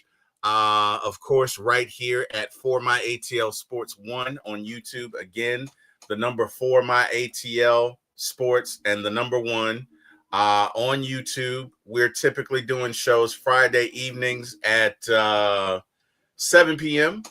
Sundays after the game, although we'll probably start doing it around 5 or so, or actually this coming Sunday, it'll probably be 7 or 8. And then mornings, and we have a morning show called The Morning Crew. And of course, it is with myself, C-Dub, Ladarius below, and Ron, who is not with us. And shout out to Ron, not with us tonight, couldn't be with us, but hey, buddy, we're still thinking about you. So just want you to know that. Again, Ron comes up with these Ronisms and they're hilarious. So, hey, man, love working with all you guys. I will see you guys on Sunday. Shout out, got to thank God because would not be here without him. He is responsible for all of this. Continues to open up doors that no man can close and close doors that no man can open. If you don't know him, you need to get to know him. And I just praise him and thank him every day because he is truly a way maker and a miracle worker and a provider. And I just thank God for him. Last but not least, I want to thank Brother Jack Spade, who gave me a start in this business, and Brother Eric Parker, my literal blood brother, who helped get me this start. And, shout out to Chris A1 from day one. If A1 ain't doing your video's not get done. And with that being said, guys, we will see you Sunday, hopefully after a Falcons victory, and we can sit back and laugh and talk about the great game we saw. Guys, be safe, live life, have fun. See you Sunday. Rise up, and oh yeah.